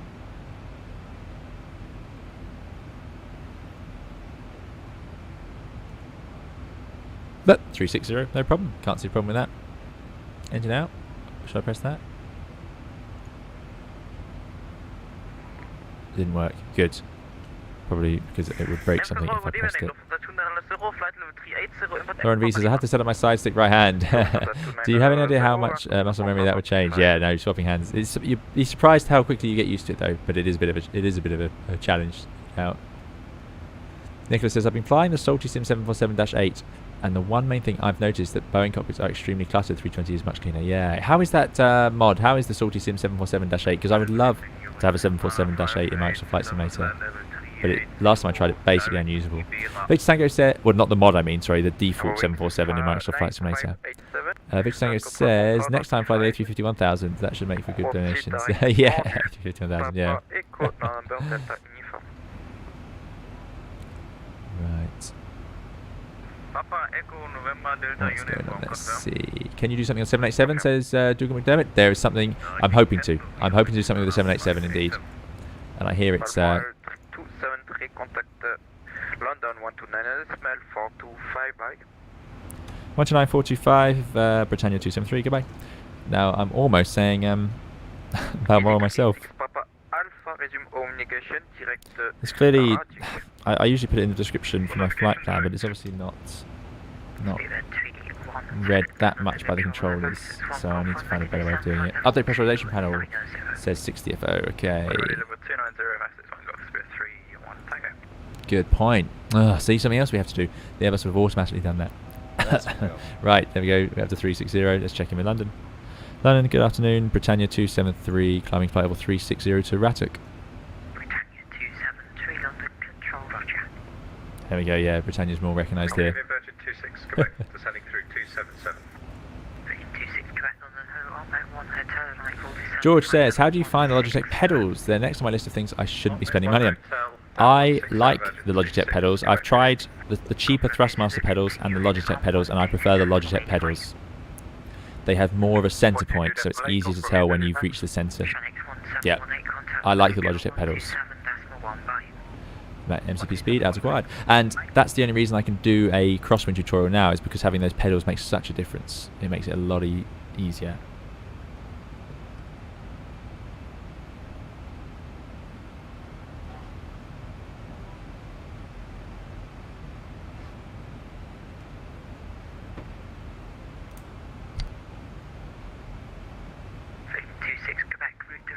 Right, so there we go. 32,000 feet, level, at a flight level. Probably some checks we'll do here. Don't know what they are. The checklist doesn't seem to include any. Let's have a look at the systems again. We've got pressurization, quantity, fuel flow. Engines look fine. Fuel looks good. Fuel flow. Is there a fuel used figure? That's always a nice figure in the Airbus, but can't see it. Maybe a bigger engine display. Nope. Maybe in here. Nope. Nope. Nope. Fuel quantity 7.3. Yeah, don't know. This is quite a nice page though. I like this information laid out like this. Windy day though. 92 knot headwinds. Yeah, I wonder why it's going to take us so long just to get from Paris. I was planning to do this flight from further south, but the flight times were just looking ridiculous. Now I can see why. Windy day. Good evening, Giuseppe Gaming, good to see you, Giuseppe. Giuseppe says, still waiting for the offset localizer approach tutorial. Oh yes, of course, offset localizer. Right, yeah, see, there's loads to do. Yeah, which is very, the A320 mod is more than capable of that now. Gabriel says, you may want to go back to VNAV mode as it rules your speed. Okay, what, do I press VNAV? Ah, interesting, yeah. We were a bit slow there. See, you guys are full of good information. Right, let's see what else we've got.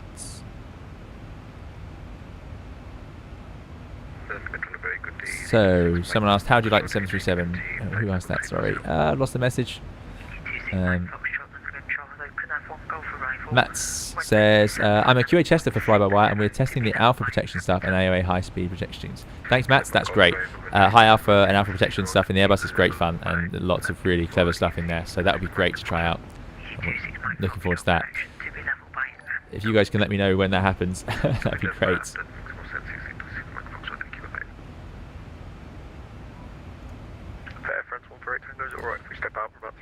Andre Luz Costa, thank you so much. Laptop with work, thank you for your €1.99 donation. Really appreciate it. I hope you're enjoying the stream, and thanks for coming along to the video today. Really appreciate it. Thanks for that donation. Very kind. So where are we now? We're still over France. We're about to cross the channel. There's Biggin Hill. There's the coast. Yeah, thank you for that donation. Really appreciate it, Andre. I hope you're doing very well.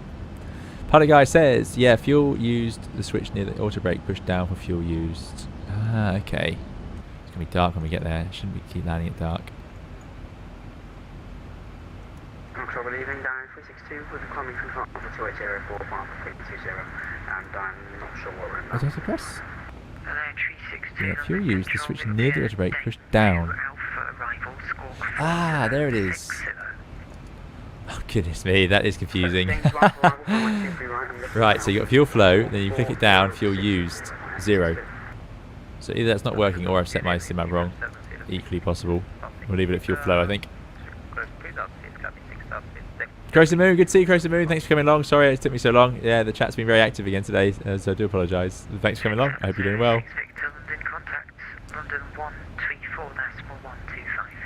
Go set the cruise and the FMC and press VNAV.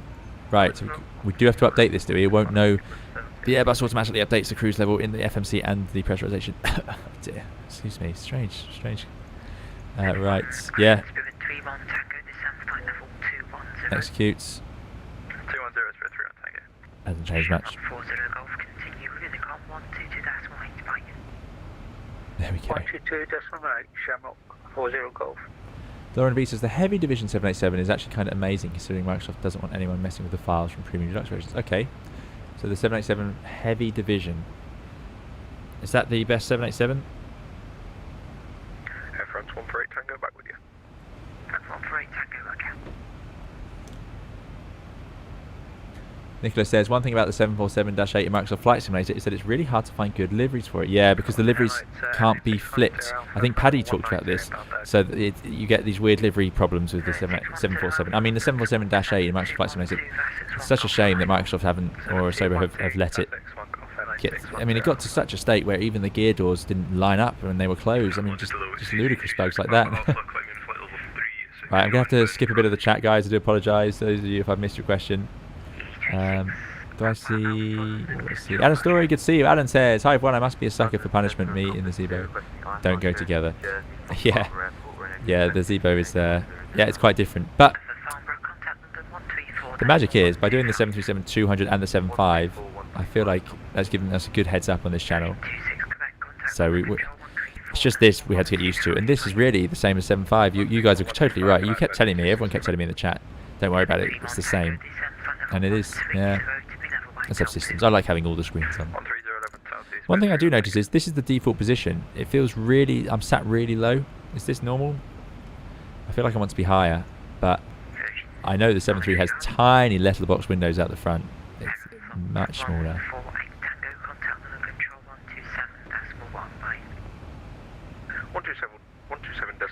Anyway, thanks for coming along, Alan Story. I hope you're doing well.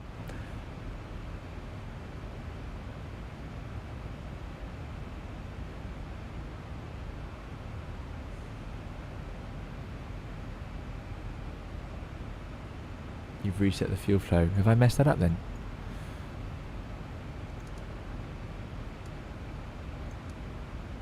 But how do I swap it back then?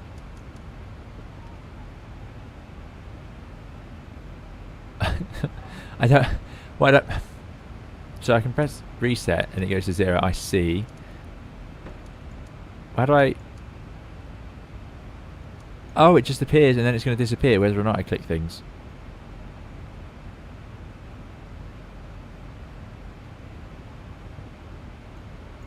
Ah, well, there we go. Oh my goodness me. Well, I did not, from this panel, I did not work out that that was what would happen. Well, there we go. Edinburgh, yes, Edinburgh, thanks. Yeah, it does take constant fiddling. London Control, good evening, Radio 1, level 180 inbound. Omar, I don't know when the fly-by-wire A320 will be released. I have no idea, I'm afraid. Santiago Perez, good to see you. Thanks for coming along. I hope you're doing well. Yeah, I've reset it. How embarrassing. Ryan says, I find the M-Spark 747-400 to be better for now than the Microsoft Flight Simulator Salty 7.4.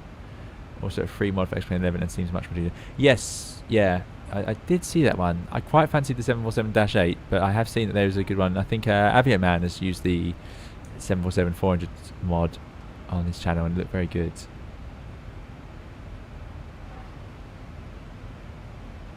James says, quite a cough you got there. Yeah, I should probably stop coughing. I will say now that I'm affecting that cough just for amusement at the differences between the two airplanes and for no other reason. Right.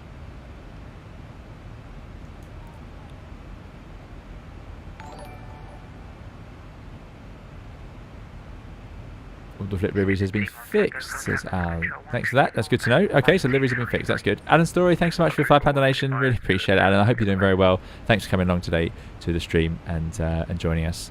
And yeah, hopefully one day. I'm not sure if you do fly the Zibo as well, Alan, but yeah, I can only say it's excellent. As you probably well know, it is. As soon as I loaded it up and heard the sounds, it's just great. So thank you very much for your very kind donation, and thanks for supporting the channel so much over the last few months. Or even year now, yeah. Marcel, thank you for your £5 donation as well. Marcel, really appreciate it. Marcel says, happy to support this great channel.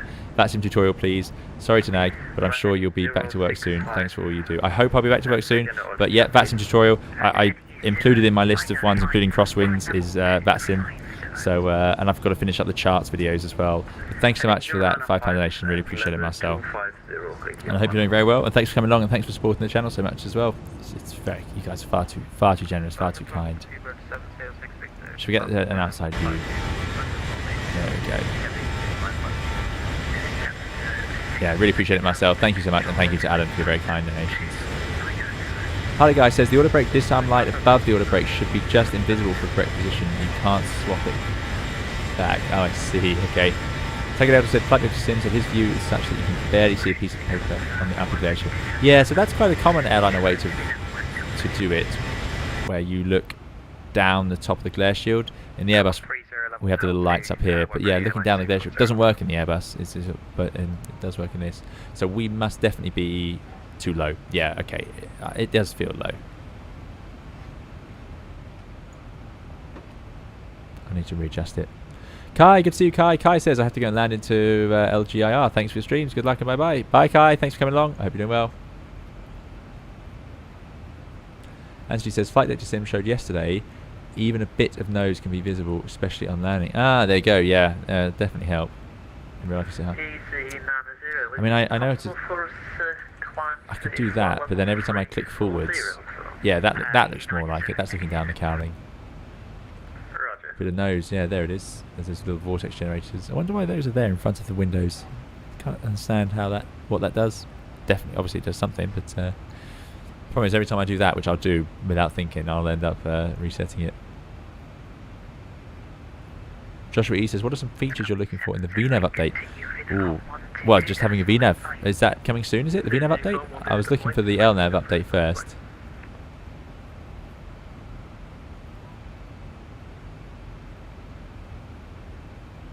Andre says, being a simmer since 2004, I had to see your videos to finally sim with the Airbus. Excellent. I'm glad they've helped. Thanks, Andre. And thanks for your very kind donation earlier. Victor Tango says, I must go make dinner, so I shall see the rest of the stream later. Thanks as always, and goodbye. Goodbye, Victor Tango. Thanks for coming. Thanks for moderating. Great to see you here. Corrosive Moon says, haven't been flying much in real life, right? No, sadly not. This has been, yeah, a very quiet period. Ooh, there's a ding. Someone speaking to us? London Control, Smartling 75 Mike Golf, passing flight level. There's Edinburgh coming up. 110. What's the range we're on? Oh, this has a big range. It goes further than the Airbus. Okay, there's a little top of descent marker. It's about 160 miles away, so pretty soon I'm going to have to start prepping. Pushback and start tutorial is another one on the list. Okay, yeah. Okay, sorry about that. 134125. We'll go over there now. Thanks, 9610 Alpha. Bye. Pushback and starts. Something I need to get done in the A320X. There are pushback and start tutorials on the channel using the X-Plane 11. So I mean, it is the same basically now. But yeah, why are you supposed to set the heading bug in the Boeing? Yeah, good question. Well, you have to because it doesn't update. It's just a good habit to be in. Because, for example, if air traffic now suddenly says fly present heading and my heading bug's over here, you know, you have to wind it round and press it. And I suppose more concerningly would be if, let's say, our computers lose their navigation accuracy and it can no longer fly in lateral navigation mode, it would revert to a lower stage, I'm assuming. The Airbus would. So let's say it changes from LNAV to heading, but your heading bug is over here somewhere, then it would just start turning and you won't really know, and that's not a great thing to have happen when it surprises you. So I think that's probably why, but I don't know if that's 100% true. Simon says, I really wonder how the 787 mod will continue to grow and develop. It might even be the reason for me to upgrade my Microsoft Flight Simulator to Premium Deluxe at one time. Yeah, this is it. If that plane gets updated like the fly-by-wire by very generous people putting in their time and effort, then I can't see... You know, Microsoft should be happy with that because it's going to allow, or going to encourage people to pick up that version. But I know they're concerned, obviously, that people haven't all bought the same version. So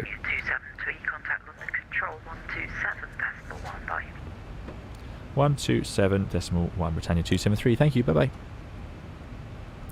So I can see why, you know, they don't want the files being released for free. I suppose what they're thinking. But, I don't know. We almost flying, says Crossy Moon. Yeah, me too. Control Britannia 273, flight level 360 to Mogley. Oh no, we're going to Stoat. Britannia 273 London, Roger, recycle transponder 0305. Squawk 0305, Britannia 273. Good, we can do that. There it is. Speedbird 5 Golf, when ready, descend flight level 150, level Kidley. When ready, descend. Don says, is it worth getting the IXEG 732 or is it too similar to Zibo? Don, I think the IXEG is the 737-300, is it? I think it's a slightly newer version. The 737-200 is by FlyJSim, and that's great fun. I've got that as well. Pretty similar though, I must confess. It is pretty similar. But it does have some cool old school things about it, the autopilot and so on. You have to set the heading bug on Boeing, so you have something to do in the cruise. There's no trait able to amuse yourself, says John. There you go. Google says, I thought the 78 was a licensing issue with Boeing. Ah, well there you go. See, maybe I'm talking nonsense. Maybe that's the reality behind the situation. Yeah, could be it. Very good evening, Transavia to Golf, flight level 340. Marcel says, flight plan disappeared from the 320 MCDU last night. Just reloaded it with SimBrief and next waypoint. Contact London on Great 1. feature. Excellent. Yeah, the sim brief download is nice. I do like that. Zibo loves to ding constantly for no reason. It's maybe supposed to be attendant buttons. I see the other Jason. Thanks. Yeah. We tried the W view, which is much lower. I think that's what I'm using. Maybe this is the problem. Britannia 273, currently decimal 78. Britannia 273, roger, maintain Mac decimal 78 or greater. Decimal 78 or greater, Britannia 273. We can do that. Transavia TG Golf. That would be because of all our colleagues. Because this is quite a short flight, we'd probably bunch together a little bit. Roger. Mac decimal 78, first Transavia to Golf.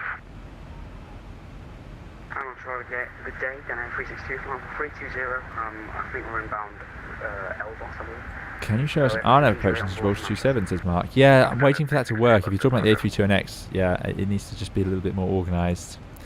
Right, what we're going to do now, guys, is set up. Let's set up for the approach. So. I'm Dana 362, requesting flight deck for about 2 minutes. Avitab. Airport. Goodbye, goodbye, goodbye. Thank you, Paris. We are landing somewhere else now. That's approved, report back. I will carry Dana 362.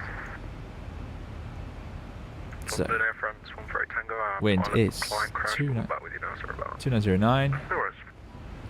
They've got showers. Oh, it's cold. It's May and it's that cold. QNH 1007. Wow, so that's quite a big QNH change between those two airports, not very far away, which explains the strong winds. Right. Let's go and find arrival. Nice and simple. We've done the in-pip arrival.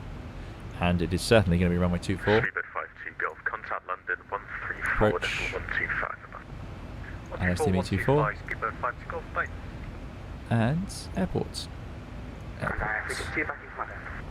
And, of course, parking stands. Look at that. All done. Right, so, yeah, we're going to come in rev, in-pip, in rev, 260, 200, ESTO, 250. Let's bring up this tablet, and let's just check it on here. Legs. So Mowgli. Oh no, can't do it like that. There is a way to scroll. How do I scroll?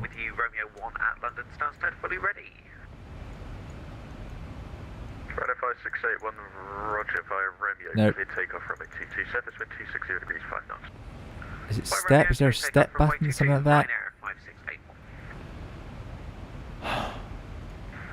How do I scroll through these so I can highlight each one? Do I have to go to plan? Yes, there we go, plan. I knew there was something. And zoom in. Yeah, sorry, that's just the old SpaceX, mammal, Aleph, step. It's got the flight levels, so that's all pretty straightforward. I want to see /alpha only in this airplane. I don't have any GPS capability. 200 in rev. 250 at ESTO. 230 at Tartan. Then we'll enter a hold. But we're not going to do that, and then we're going to go. It's drawn a line between the two. There should be a discontinuity there. Did I clear the discontinuity? Anyway, it's good for descent planning to have it all joined up anyway. But we must remember to hold at Tartan. We're not cleared straight on. There we go. Warning: do not proceed beyond Tartan without ATC clearance. So yeah, 70 there, which should work out just fine. Tartan at 70, excellent. And elevation 130 feet. A bit higher than I thought. Let's do 150. Again, automatic in the Airbus. Just saying. Right, that's good. Coming in over a bit of terrain, but the MSA is 39 to the south, a bit better as we head to the northeast. Then we're going to come round. Radar vectors. Normal 3-degree ILS. So my understanding of this is that if I go to init, so we've done the flight plan. Now I've gone init, it's got approach ref. Left land flaps 30. Speed 148, but then we need to add 5. So does that mean we're going to have a V approach of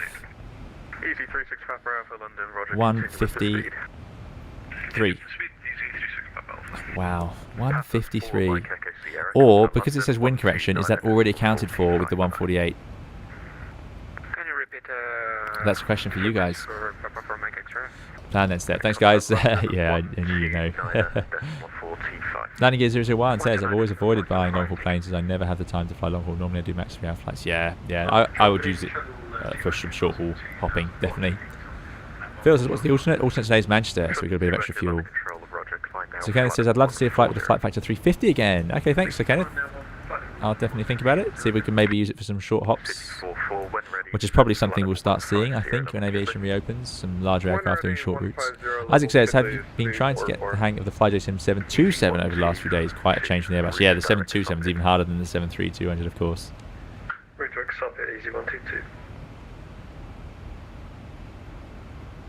Phil says, given the industry is getting back now, have you considered doing any podcasts regarding sim flying with other real-world partners on YouTube? Says Phil Brown.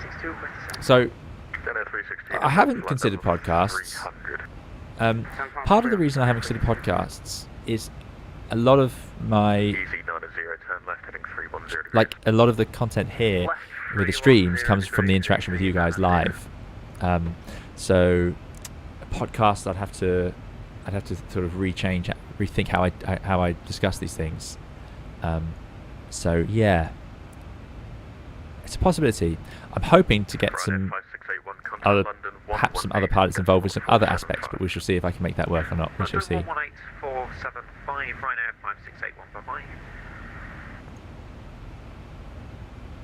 We shall see.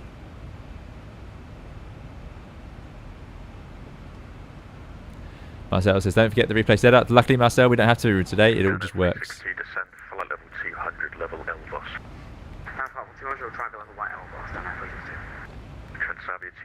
OJ Forrest says, you've got to change the gross weight to your expected landing weight. And yes, you're 148 plus 5 in this case, but 65.5 is over max landing weight. What? I don't need to change that, do I? But is that not my current weight? Does it not calculate it? Do I need to put my expected landing weight? Is that what I have to do? Do I really have to do that? There we go. 24. 2.5 for the missed approach time gradient. Fine. Let's make it wet. Wind. 290. 9. Temperature 7. That's good for performance. QNH. No, 127. That's bad for performance. No, we're not getting 40. Am I landing flat 15? Off brakes. Let's go. I think in auto brakes 3. Does that sound right? To make that exit. So here's the plan. Once we do that landing performance, I'm assuming it will work out that we can make it in. And then we'll vacate hopefully down here at Bravo. It'd be a bit embarrassing if we use the whole runway, but we are very heavy.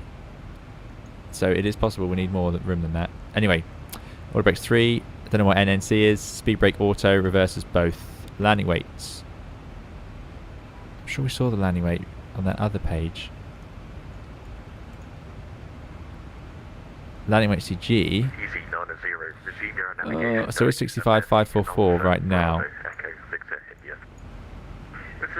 How much fuel are we going to burn? Oh, this is confusing. Right.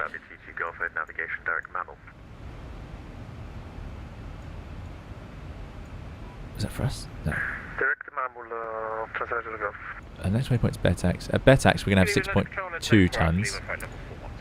We've got 6.2 tons now. Okay, so we've got 6.2. We're planning to land with 5. So we're going to burn another 1.2 tons. 1.2 tons to come off. 1.2 tons. Remember that, please. 1.2.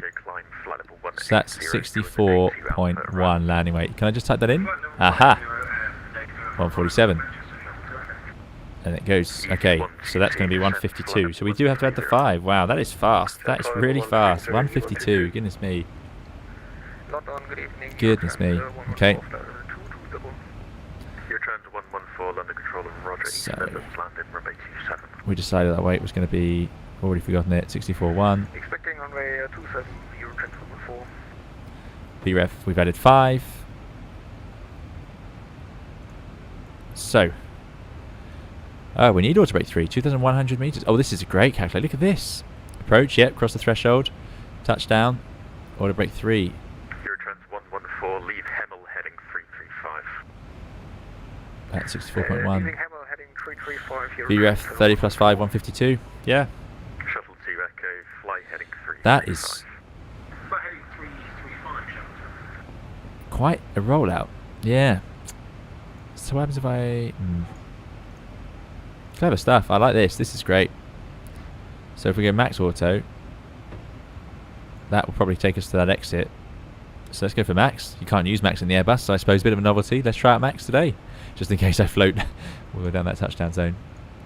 Yeah, we are seriously heavy, and I suppose it could do that. Yeah. Easy 122. Thanks, guys. You guys have got to tell all the fuel stuff. Thanks. I know I can rely on you guys. Yeah, we should track the fuel. Good stuff. Good stuff. Europe 8904, report your passing level. Dougal McDermott wants stand 24, short walk to the car. Yes. Stand 24.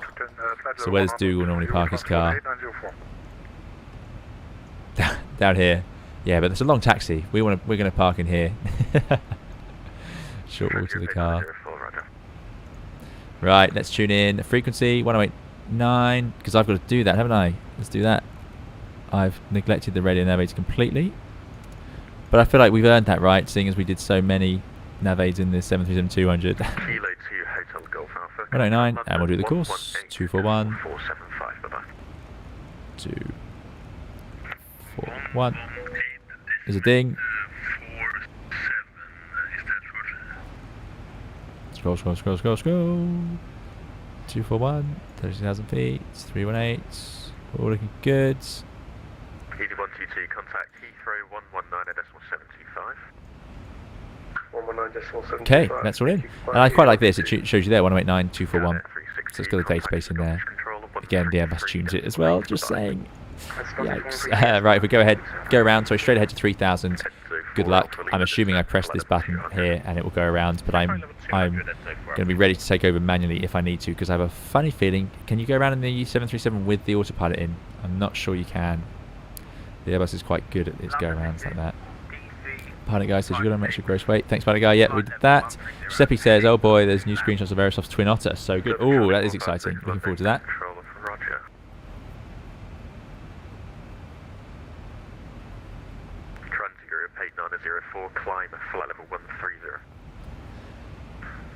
Right, okay, so you guys, yeah, we sorted me out on the fuel. Thanks for that, guys. Sorry, I'm going to have to scroll through.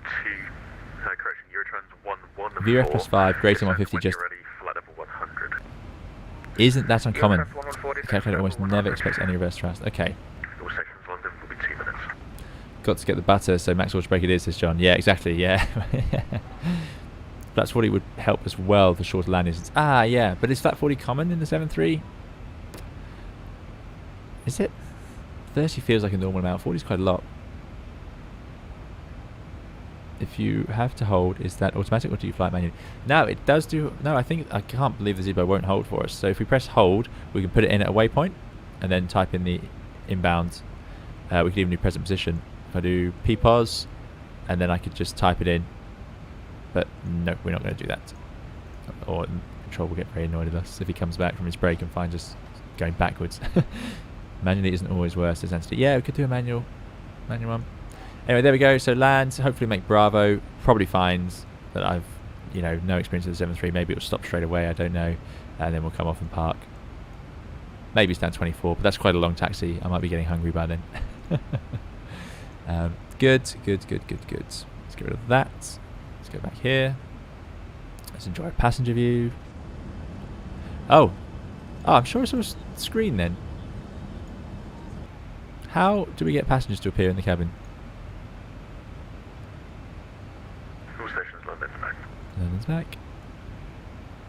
Trans Europe 8904, continue present having climbed flight level 21. Auto? Flight level 170. Press heading 170, 8904. Shuttle 8 Echo, resume your navigation direct Elvos. Shuttle 200 direct to Elvos. I recognise that person. 114, resume your navigation direct. Can't see any passengers though. Not sure what I'm doing wrong there. Oh well, we won't fiddle too much. Right, so next is our descent. So pressure relation, we've done the landing altitude. System actually recall. So we're doing that just to check all the... There's nothing hidden. Because once you press the clear, it clears it off that panel. Approach ref page, VREF we've done. Ah, minimums. Obviously minimums. What am I talking about? Delta Charlie 456 to flight level 200. Britannia 273, nothing further, monitor Unicom 122 decimal 8, just be advised and streaming against 3 other aircraft behind you, also against Edinburgh. Thank you very much. We're monitor 1228, Britannia 273. We'll keep the speed up. Thanks. That's nice of him. So let's increase our speed. Let's see how we can do that. Because that's, you know, the flying these airplanes when everything's fine is one thing, but it's adapting it. Oh, that didn't work. Can I take over on the speed? How do I how do I do that? I wanna wind up the speed. Yeah, it's being able to adapt it.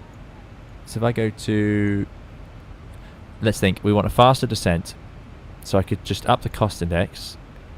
In the Airbus I would demand a higher descent speed. I feel like it's a descent button. Target speed, let's go for decimal 79. Decimal 79, and let's go for 3. Oh, let's go really. Can it go 320? Let's try 310. Execute. That should move the top of descent point further away, but what we want to do is cruise faster now. You know, we're in a sporty machine, so why won't it let me? What do I have to press, guys? Speed intervention. Speed intervention, okay. Boom. Excellent, thank you. Is that it? I thought it would go faster. Oh well, maybe we need to be higher to get the true speed out of it. Thanks, guys. Right, so there you go. So we've figured out the descent speeds, and hopefully that's updated. If we go to legs, it should highlight that as well. Decimal 78, 310. There it is. Let's just make sure we don't miss our top of descent. We've got traffic behind us, so we're the first in the queue. So we want to get out of the way. We could climb, I suppose, but I think that'd probably not be worth it for the few knots we're getting there. True airspeed increase.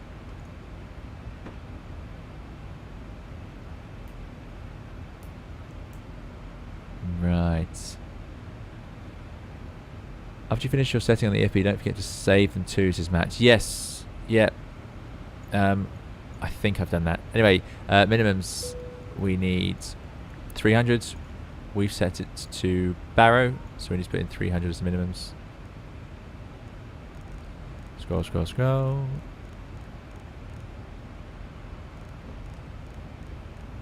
And 300 Barrow. Perfect.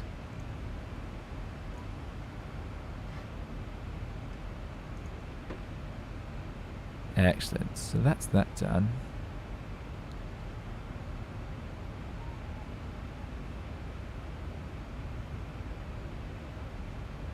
Yeah, Matt Haynes, you know, you're right. We do want to descend faster, but so we got that one, and we got both coming. Excellent stuff. Okay.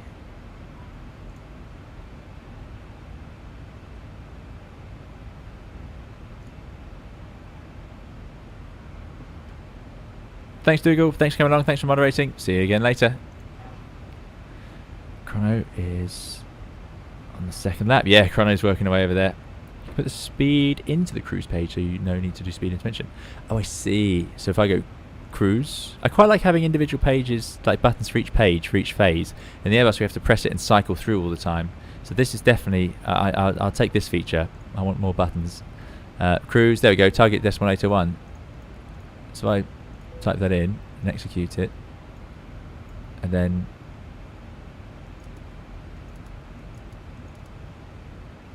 VNAV, and there it is. Magic. Magic. High flap settings can be used for takeoff, but the climb performance will be abysmal. Yeah, yeah.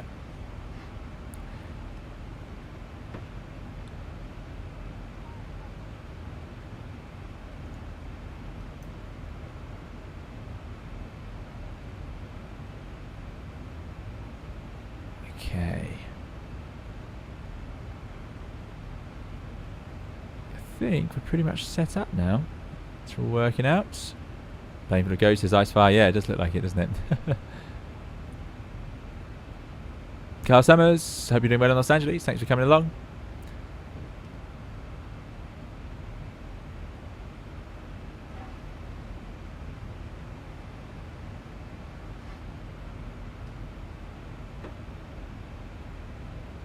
Yeah, Lauren V says, swap my approach in the Zibo before and forgot to retune the ILS. Why doesn't it do it for me? Agreed. Agreed. If it knows the frequency, why can't it tune it, eh? Phil Brown says, just letting you know, because you press chrono and not ET, your time has elapsed. Oh, I see. It's just, you can't get it back. I should have pressed elapsed time. Yeah, fair enough. Fair enough. Right, how long to descend? 80, so that's 40. Yeah, not long. Just over 40 miles. So let's think, what would we have done in the Airbus? We'd have done flight plan. Well, we've sorted out our flight plan with our legs. We just need to watch out for that hold, but there's no controller, so it won't matter. We'd have done, let's think, flight plan. Oh my goodness, it's really hard to think of the Airbus MCDU when I'm looking at this one. It's the little hat. So it's flight plan. Radnav. So we've tuned the Radnav 1089 on both sides. Anything else we can tune? I suppose we could tune up that NEB 341. 3 4 1. Yep. And should we display it? I don't see why not. Let's have, is there 2 ADFs on this airplane or just 1? It says 442. No, it's 341. Why has that not worked?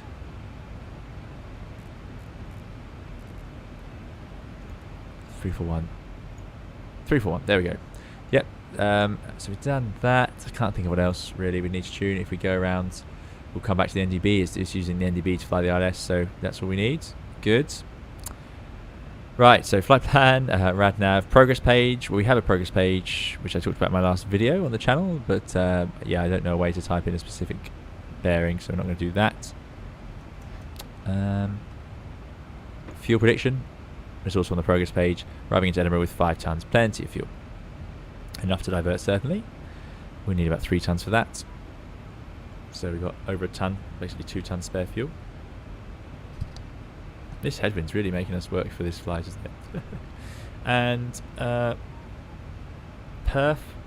We've done the perf. We've got to find the approach speed, set our minima. Do we need to set the weather? I feel like we should probably put some weather in, but there's no way to do it. Here's a question for you guys. What does GS on and off mean? I don't understand. Is that the glide slope? Because this is a different sort of scale. It changes to a more traditional ILS one as we get closer in. So does anyone have the knowledge behind that?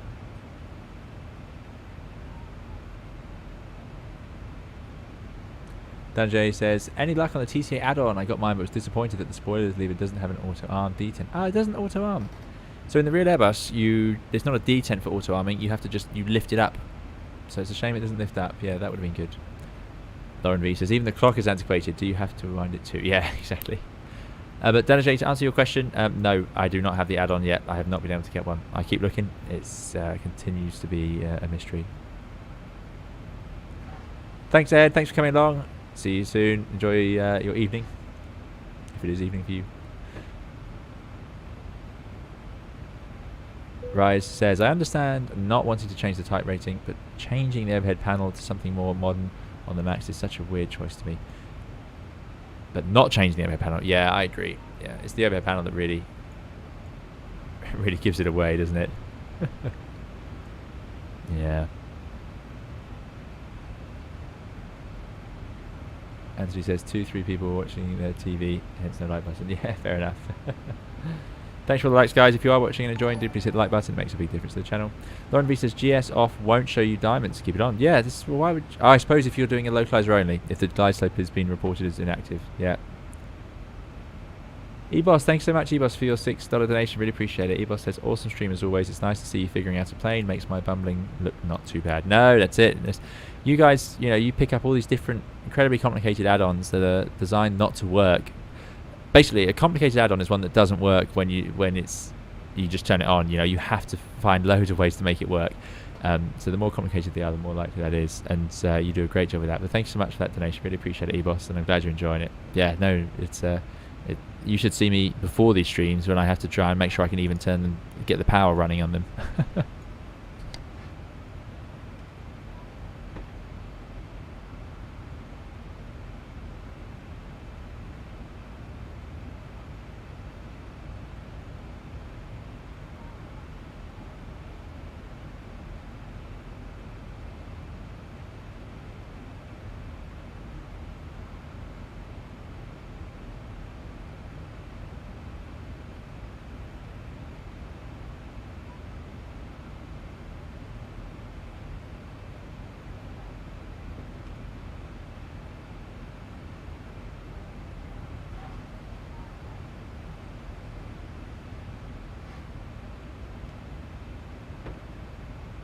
Sorry about that, guys. Just coordinating a few things, including dinner.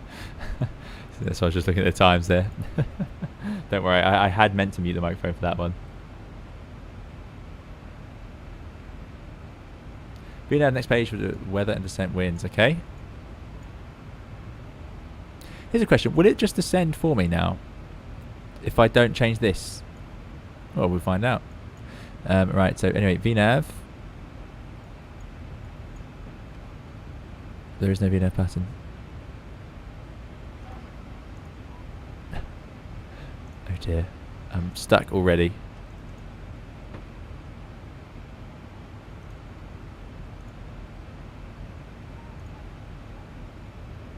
Nope, don't know. Don't know. Architect, hello, thanks for coming. Lauren V says, the first time I got an engine started in the Zibo, I absolutely lost it. I was so overjoyed. Yeah, it is quite hard. There's Page, there we go. Oh, yeah. Oh, I suppose the winds will make a difference. Oh, what? Is that presumably anti-ice on and off? You gotta tell it that, do you? Really? Goodness me. Goodness me. Right, well, let's see if we can figure out a rough descent. Anyway, let's check this. So we've done the minimums, done the nav radio, done the auto brake, descent check is complete. Great. Avitab. Chart. I mean, we can just put in. Should we just? It doesn't give us a specific descent wind figure, does it?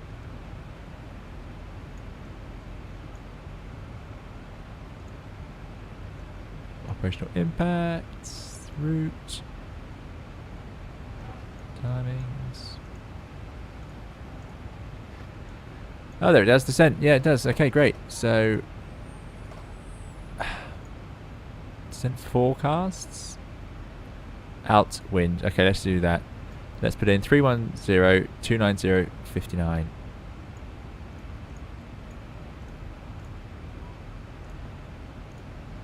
Oh, okay, let's do it. 31 200 15. This is tedious. 290 59.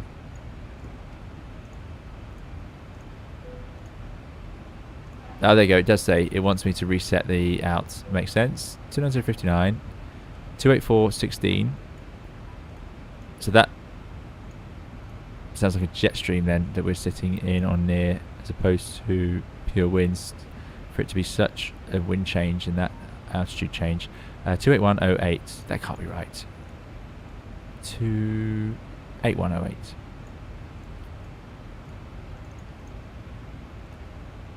And will that change my top of descent? Let's find out. Doesn't look like it has. The Airbus does it automatically, Gabriel. You are absolutely right. Thanks for pointing it out. I was going to stay quiet about it, but if you guys are going to keep moaning, yeah, absolutely. There we go. It wants me to reset the altitude. Let's just check. It isn't going to do anything silly.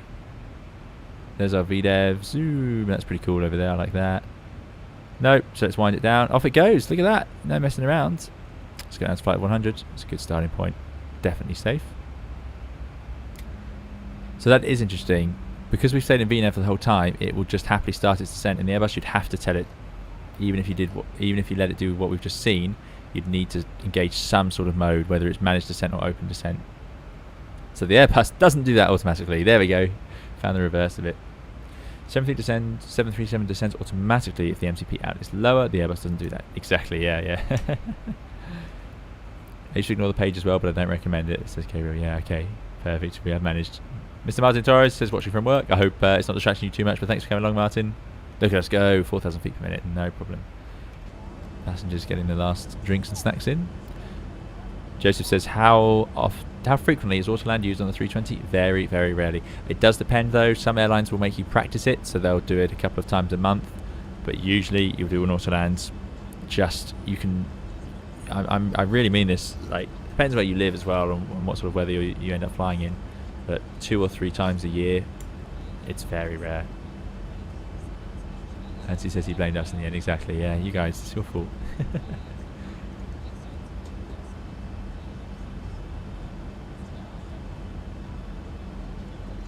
Oh, lots of people don't bother putting anything there. Simney Bob says don't put anything there. Pilot Guy says just fill the descent winds and then QNH, don't bother with the anti-ice. Ah, QNH. He wants the QNH. He's got a cabin rate, transition level.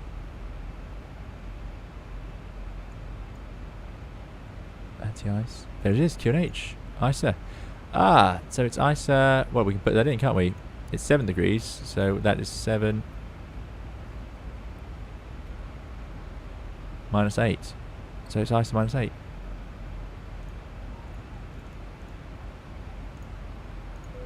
Yes, look at this.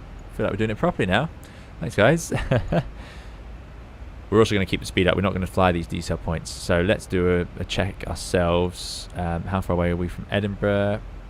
It's 40, 60, 70, 80. Yeah, legs. How many miles? Is there a page that tells us that? Progress page, maybe. Total distance is 89. Is that's not in a straight line, I'm hoping. That'll be the actual route. Judging by this, because a straight line we can only be 60. Yeah, we're under 80, so yeah, that must be the actual route. So we've got 87 track miles to go. I think that's working out quite nicely. It just needs to descend a bit quicker. Not sure why it's sticking at 286. It's got to FMC speed, and the engines are throttling up. Okay, maybe that's because I put the winds in too late.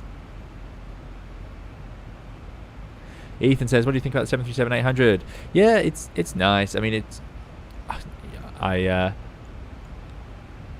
what do I like? I like these thrust levers. Nice to have big thrust levers there. Don't like the flap lever particularly. It looks quite awkward and there's a lot of stages that seems a little bit unnecessary, but I suppose it gives you that fine tuning for the landing. This is nice. So the FMC, yeah, I think it's quite intuitive. And I don't know why you guys are all right. I shouldn't have been worrying about it. It's, you know, yeah, we're managing to muddle our way through it, including some of the more detailed features. Just by the obvious parts, you know. I want to do a hold, right? Press hold, you know. So yeah, that's quite nice. Don't like this recall system at all. I think this is outdated by comparison, and obviously the overhead panel. Luckily, we haven't had to use it much in flights. Ooh, so we do have a controller, so we may get told to slow down. 1212. Hopefully they'll tell us to speed up to stay ahead. Hold Alpha 16. And let's grab the ATIS. I didn't even think there would be traffic, air traffic control for us. So the ATIS there. There's runway 24. Lima and hold Alpha 16. And just level 75. So they've raised the transition level, which makes sense because of that QNH. Forecasts. Transition level 75. We have to let the bus as well. There it goes. Good. The surface wind is 30 at 4. So yeah, it is much calmer winds down there. 30 at 4, bearing between 200 and 10. It's 10 k's or more. Scattered 4,400 feet. Temperature 7. And dew point 0. QNH 1007. That was information echo. Edinburgh, good evening. Britannia 273, descending flight level 100 towards in rev. Boeing 737-800 with information echo. Station call sign Britannia. FM Britannia 273. Britannia 273, Edinburgh radar, good evening. Vectors ILS approach runway 24, descend flight level 130. Vectors ILS 24, descend flight level 130, Britannia 273, and we are currently high speed.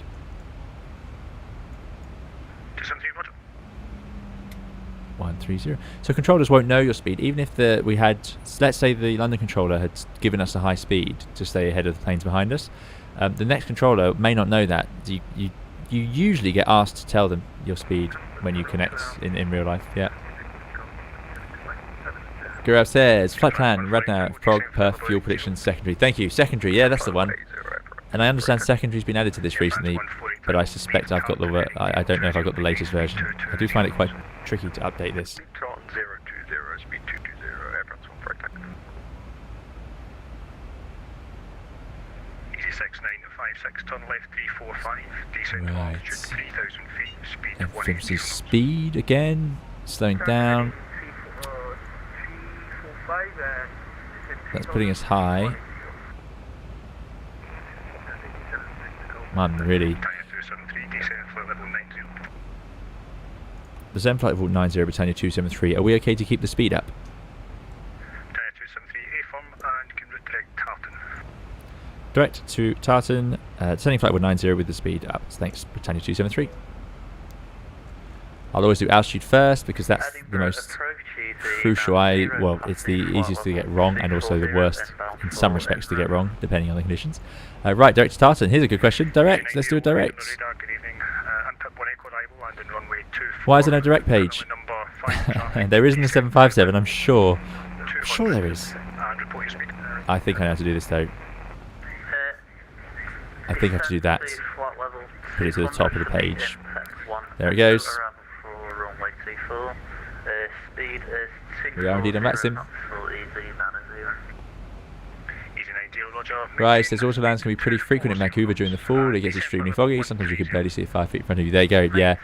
Yep, it can. Some places will be more prone to some strong fog, and that will do more to lands. When do you use Barrow as opposed to the H, says Marcel? Barrow would be more normal. The height will be for sort of low visibility stuff.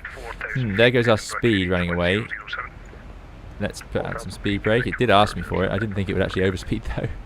It seems to be prioritising the vertical profile over the speed management, which is not really what I expected. Is this because we've done the direct, so now it's panicking? Anyway, got the speed brakes out. That's what they're for. Storming in.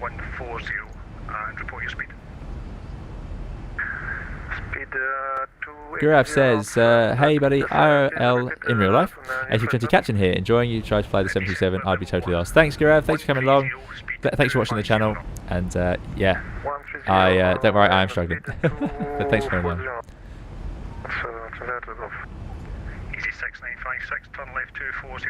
The other Jason says, I think it's common to hit out intervention a little before top of descent to keep it from overshooting the path and nose diving. Ah, there you go. See all these little tips. Right. So landing this airplane, Flight of Sim says, what does he say? It's check, close, flare. Is it flare? Is it just check, close? Something like that. Anyway, little pitch up, idle the thrust levers because we'll be in manual thrust. I need to remember to do that. And Britannia 273, descend flight level 80. descend flight level 80, Britannia 273. Yeah, raising those a little bit, idle the thrust levers and just let it touch down. I'm going to do about 30 feet, seems to be similar to the 320. Now he didn't give us a speed to do lower down, so we'll just stick with what we're doing. So we are supposed to turn around at Tartan if he doesn't give us something different, so I'm going to get ready on the hold page. I'm going to put Tartan in. 250 knots, passing flight of 100, Britannia 273. There we go, that's solved. So I guess speed intervention. So yeah, very confusing because now it's, well, which mode is it going? So we got MCP speed, so it's targeting 250 knots in lateral navigation mode, and it's doing VNAV speed. So hopefully that means it's going to pitch to maintain 250. 80 is the last flight level. Yeah, yeah. This is it's you know when I was just flying on that VNAV, I can keep up with it, but it's surprising how quickly. This is the big difference actually. This panel to the Airbus. Leave Tartan heading 020 degrees, Britannia 273. Fantastic. That is perfect. So can I pre-select that? Yes, I can. Oh, and we can put this to 25 now. So 020, have that ready to go. Got to remember to do it at Tartan. 25 degrees. Okay, so that's ready. And what I would do in the bus now, we've got the speed brakes in, we're descending. Okay, I would go to, we can not do it again to hold, that's all done. So I go to legs and I would put a discontinuity, but I don't know how to do that because if I press clear, I'll clear out the waypoint. Anyone know? Is there a way to just put a gap in between them? Don't want to fiddle too much. Let's just remember to do it, shall we?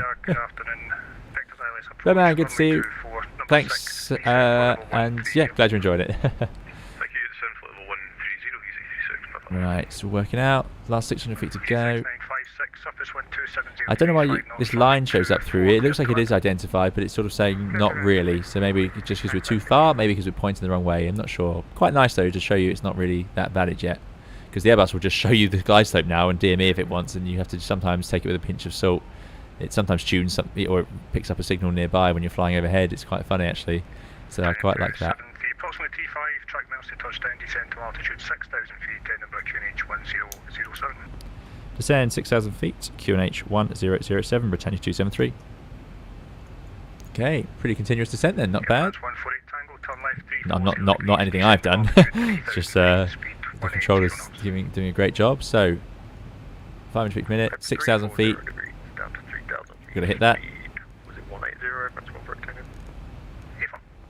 1007. 1007. 1007.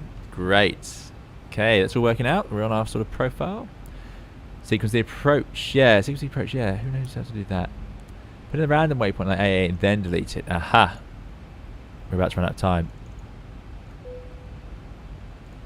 I see.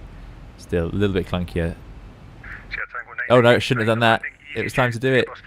Heading select. Oh, well that was daft. That was exactly why I said exactly why I told myself not to do that. And now I'm going to press delete. It won't let me. I deserve this. No doubt about it. I told myself not to do that. Right, heading 020, all looking good. 25 degrees bank. 6,000 feet. I think we'll probably need to keep that descent coming because we're still doing 250 knots, so let's get down. 220 knots, Britannia 273. And now this is where we're going to have to start managing our energy ourselves. So 220 knots. Good thing in the 7.3, massive flap limiting speeds, 250 knots for the up to flap 5. So we can even have a little bit of drag flap out at 250 knots, which is way higher than the Airbus. So that is a great feature. Turning to a bit of a sports car.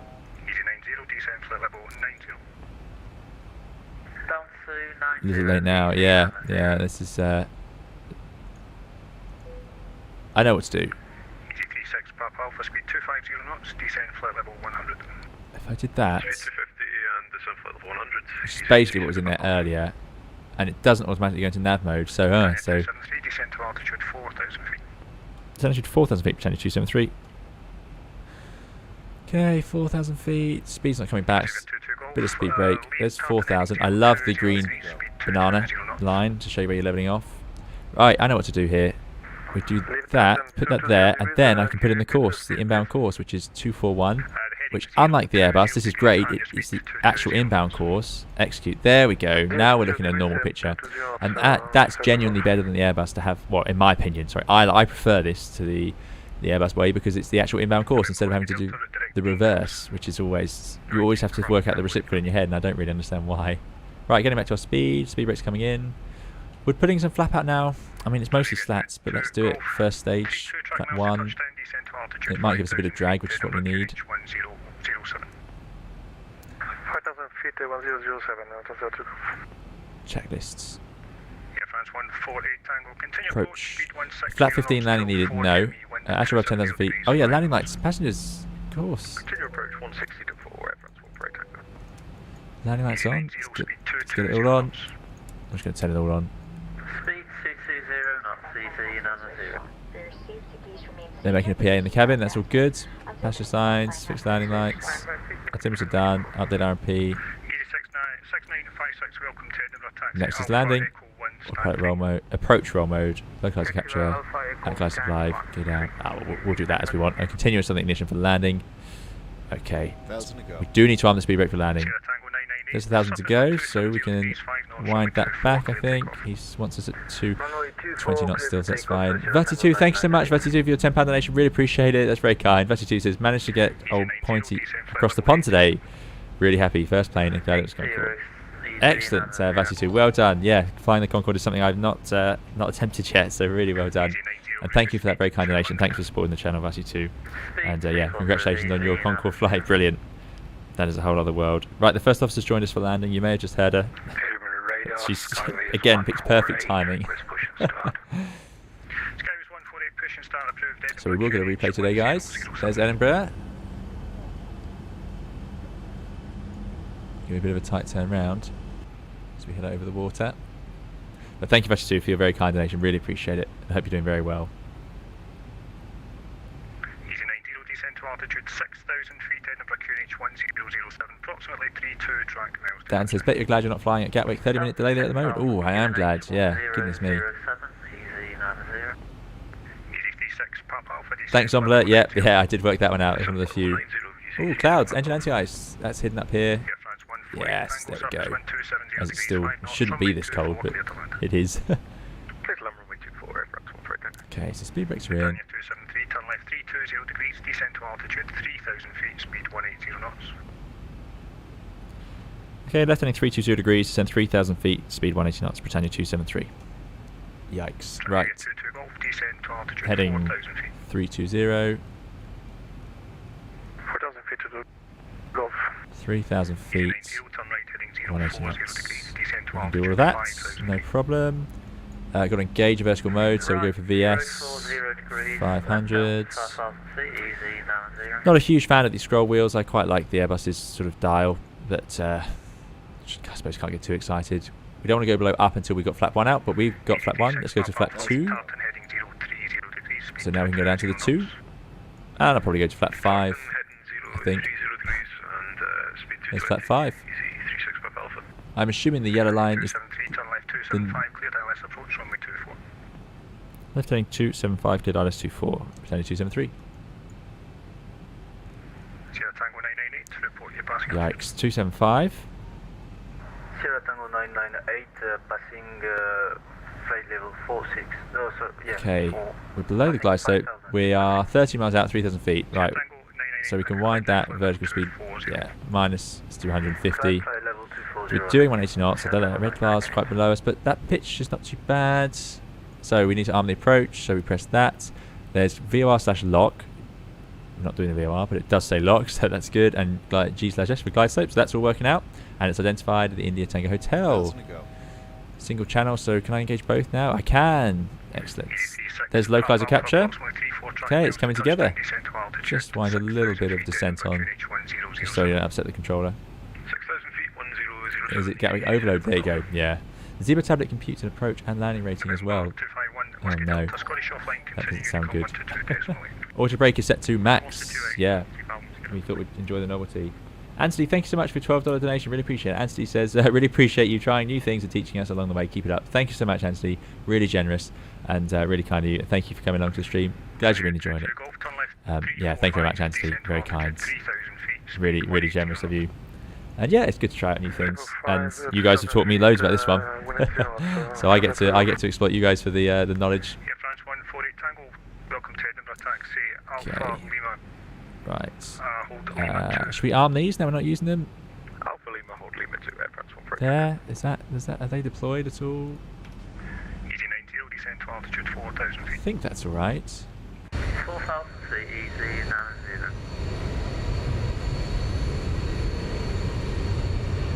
How do you arm them? I just press 3. No, that doesn't work in the Zibo. I think that's alright. Surely. Anyway, we're 8 miles out doing 180, so I want to start slowing down. So, I'm going to go to the next stage of flaps, so we're ready. Flaps 10. Oh, I think I'm going to go to flaps 15. Let's go to 15. Yeah. There's a radio team coming live. 2,500 matches. That matches.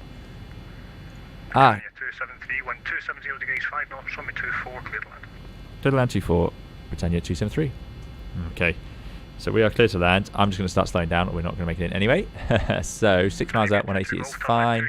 You're hearing the gear horn there because we've got gear down flap 15. Airbus doesn't have a gear horn. You can configure to flap full in the Airbus with the gear up and it won't give you a horn. It's very unusual, really unusual aeroplane to have that. We said 152, which still works. Let's go gear down. Let's go flaps 25. And let's go flaps 30. Hopefully the auto thrust kicks in. Still says single channel, even though I thought I pressed both. There's the auto thrust. Okay. Goodness me. Right, we've done that. Oh, we're not going to worry about too much of this. Landing it down. We've got 3 greens. Yeah, we've got the flap. Oh, not doing 15. Oh yeah, continuous on the start switches. Continuous. Landing lights are on. Speed brakes illuminated. We've been cleared to land. How are we doing? Must approach altitude of 3,000 feet. So that's all good. Done that. Done that. Great. Just hope we don't have to use a go-around one. Then we got after landing. Okay, guys. Right, let's give it a go. Chief Sim Pilot says I'm back. Had an important impromptu meeting. Good to see you, Chief Sim Pilot. Thanks for coming along. So roll out and flare are armed. Land through green is there. Bit of a misty evening. Bit of a low pitch attitude. Wondering if I'm coming in a little bit fast. The FO is, of course, well, the cat is. I will name it as a cat. It's on my lap, getting in the way. So hopefully we can still use the rudder pedals. But that's my excuse. Other excuses, obviously. Oh, it's below 1,000 feet. I missed it. Oh no. Oh, auto thrusters come out. That's not good. Why has that happened? Anyway, we've got the auto thrust. We've got manual thrust then, so let's do autopilot off. That was not how I wanted that to happen. That red light luckily gave it away. Now the FO's leaving, having caused all these problems. Okay. Okay, that's not good. Right, let's get the power back on. So it's saying glide slope. We have got 3 reds, so that's alright. That was not how I expected to take out the automatics. That was not what I expected at all. There's the glide slope, so power coming back again. Goodness me. It just feels so low, this seat position. There's minima, we are visual. Keep it coming down. 50, 40, idle. Hold it here. Hold it here. Hold it here. There's touchdown. It does sit low to the ground. That's hard for me to get used to. Right, let's let the auto brake do its thing. We've got reverse out. Goodness me, that was hard work. I don't know what I did. I must have knocked my thrust levers that caused the auto thrust to come out, and you saw the difference that made. Really washed off quickly. Anyway, we made the exit. That's good. Let's get on those brakes. Fantastic sound effects as ever. 10 knots because it is a tight turn here. And we'll go and I don't think that would rate as a very good landing given that final approach. Britannia 273, welcome to Edinburgh, taxi left, Alpha Echo 1, stand 7. Alpha Echo 1, stand 7, Britannia 273, thank you. Right. That was excellent controlling from the controller, and yeah, we've made it. How did it work out then? What number did we get to? Yeah, that was close to a go around. There's 3 reds outside. It's giving the glide slope warning though. Glide slope warning would normally... yeah. Not sure. I'm not sure which one's less accurate. I know the glide slope gets hypersensitive in the X-plane at exactly that moment, so that was not great timing on my work. But we sorted it out. But yeah, that was silly. I've learnt my lesson now. Don't let the thrust levers get adjusted at all. Considering there's a 737, I really do think you did a great job. Thanks, SB. I'm glad. Yeah, this is a great... I mean, if you have X-Plane, you've got to get this mod. It's unreal. It's so good. The sound effects are great. The systems are so in-depth. The visuals are fantastic. So there we go. So we're going to taxi in, park up, and then we'll do a little bit of replaying, and then we're all good. Check landing approach score in the tablet. I'm not sure the approach score is going to be very good. Right, let's get these lights off. Nope. We're going Alpha Echo stand 7. We need the APU, don't we? Oh no, 3 seconds. 2, 3. Don't need those in continuous. We'll put those back to steady. Beacon can stay on. Flaps are coming in. And we can disarm the spoilers. However we do that, not sure. Line up and wait behind the Transavia. In come the flaps. Behind. Excellent, we've made it. So welcome to Edinburgh. Calls from the cabin, says Mr. Martin Torres. Thank you. Mr. Dennis M says nearly tail strike. Oh, we'll have a look. Yeah, I'd be curious actually. Maybe I had the nose up too high. I basically, the picture out the front looked... I thought we were going to touch down much earlier than we did because I was doing the classic Airbus thing where I'm expecting the, I expect the picture to look much higher than that. So yeah. First screen says I think you left the cockpit. Oh dear, that won't be good. Jason says smooth. Okay, worked out. Not too bad, society, Bob. There's a few guesses there. It was going really wrong, Lauren P. It was indeed. Right.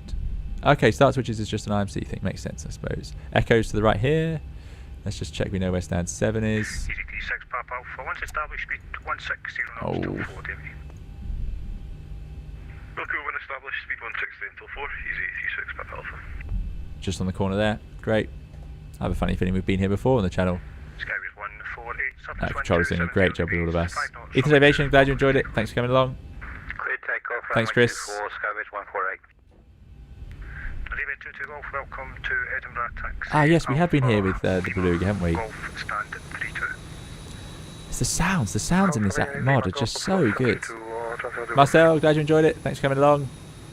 It's good to have a bit of stress. This is the Orbeck scenery, by the way, of course. Look, we have the actual Edinburgh Tower over there and the Edinburgh Terminal here, which is always nice. So here's a question. Do I need to swap over to the APU bus, as it were? Oh, look, we've got all these modes engaged still. Do the flight directors have to turn off? There you go. APU is available, so do I go like this? Is that normal? Don't know. Nose lights can come off before we line with the ground crew. There's stand 7. Another Boeing flight completed successfully, says Ethan. Yeah, agreed.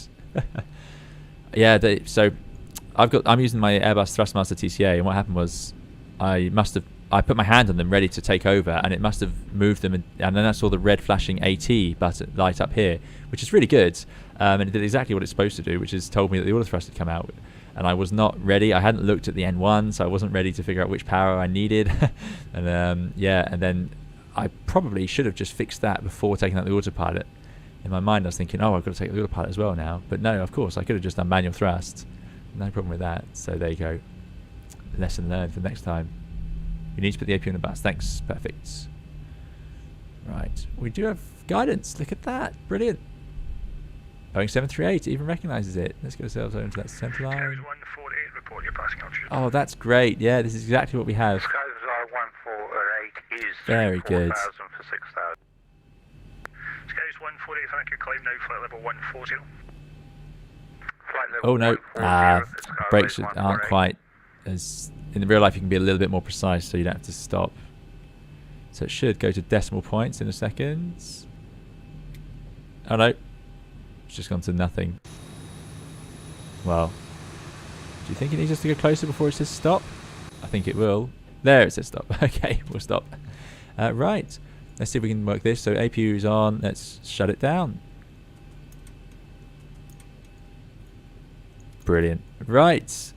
There we go, guys. Thank you all for coming along the flight. I hope you've enjoyed our first Zibo 737 experience. We'll definitely have the 737 back on the channel, of course, in the near future. Let us disconnect from that scene. That controller's done a fantastic job looking after us. Togo, glad you enjoyed it. Ebos as well, glad you enjoyed it. Let's jump in for a bit of a replay. Ooh, those sound effects are good though, aren't they? Anyway, let's scoot back to final. God, the X-Plane tool is so good, isn't it? So let's do a bit of analysis here. Oh yeah, we're supposed to look at the tablet. Is it going to work now? And by the way, where is that feature? No, I don't think it's going to work now. That's my fault. Sorry, guys. So, did we have a tail strike? What's the pitch limit in this for the landing? So here we go, and here's where I thought we'd touch down. So I was into the flare, into the flare. Oh, that looks fine. I don't think I'm not too worried about tail. Bit of a bounce up and down. Bryce, glad you enjoyed it. Sam B, you're very welcome. Thanks for coming along. Avesta, thank you. There's no jetway park where you like. Yeah, exactly. Thanks, Matt Haynes. Glad you enjoyed it. Yeah, that seemed to work out. Just a classic Airbus pilot thing. It's a common Airbus thing because we just sit so high. 747 pilots, of course, when they convert to smaller airplanes, have the same problem, except much more extreme. They want to try and flare much higher. Likewise, pilots who go onto the 747 have to get over the fact that they need to be ready to flare much earlier than they used to. So let's go along over here. We were relatively late on the touchdown zone, of course. Let's get a bit of a replay going. I do like these winglets like that. Thor, thanks for coming, and I'm glad you enjoyed it. And John Padford as well.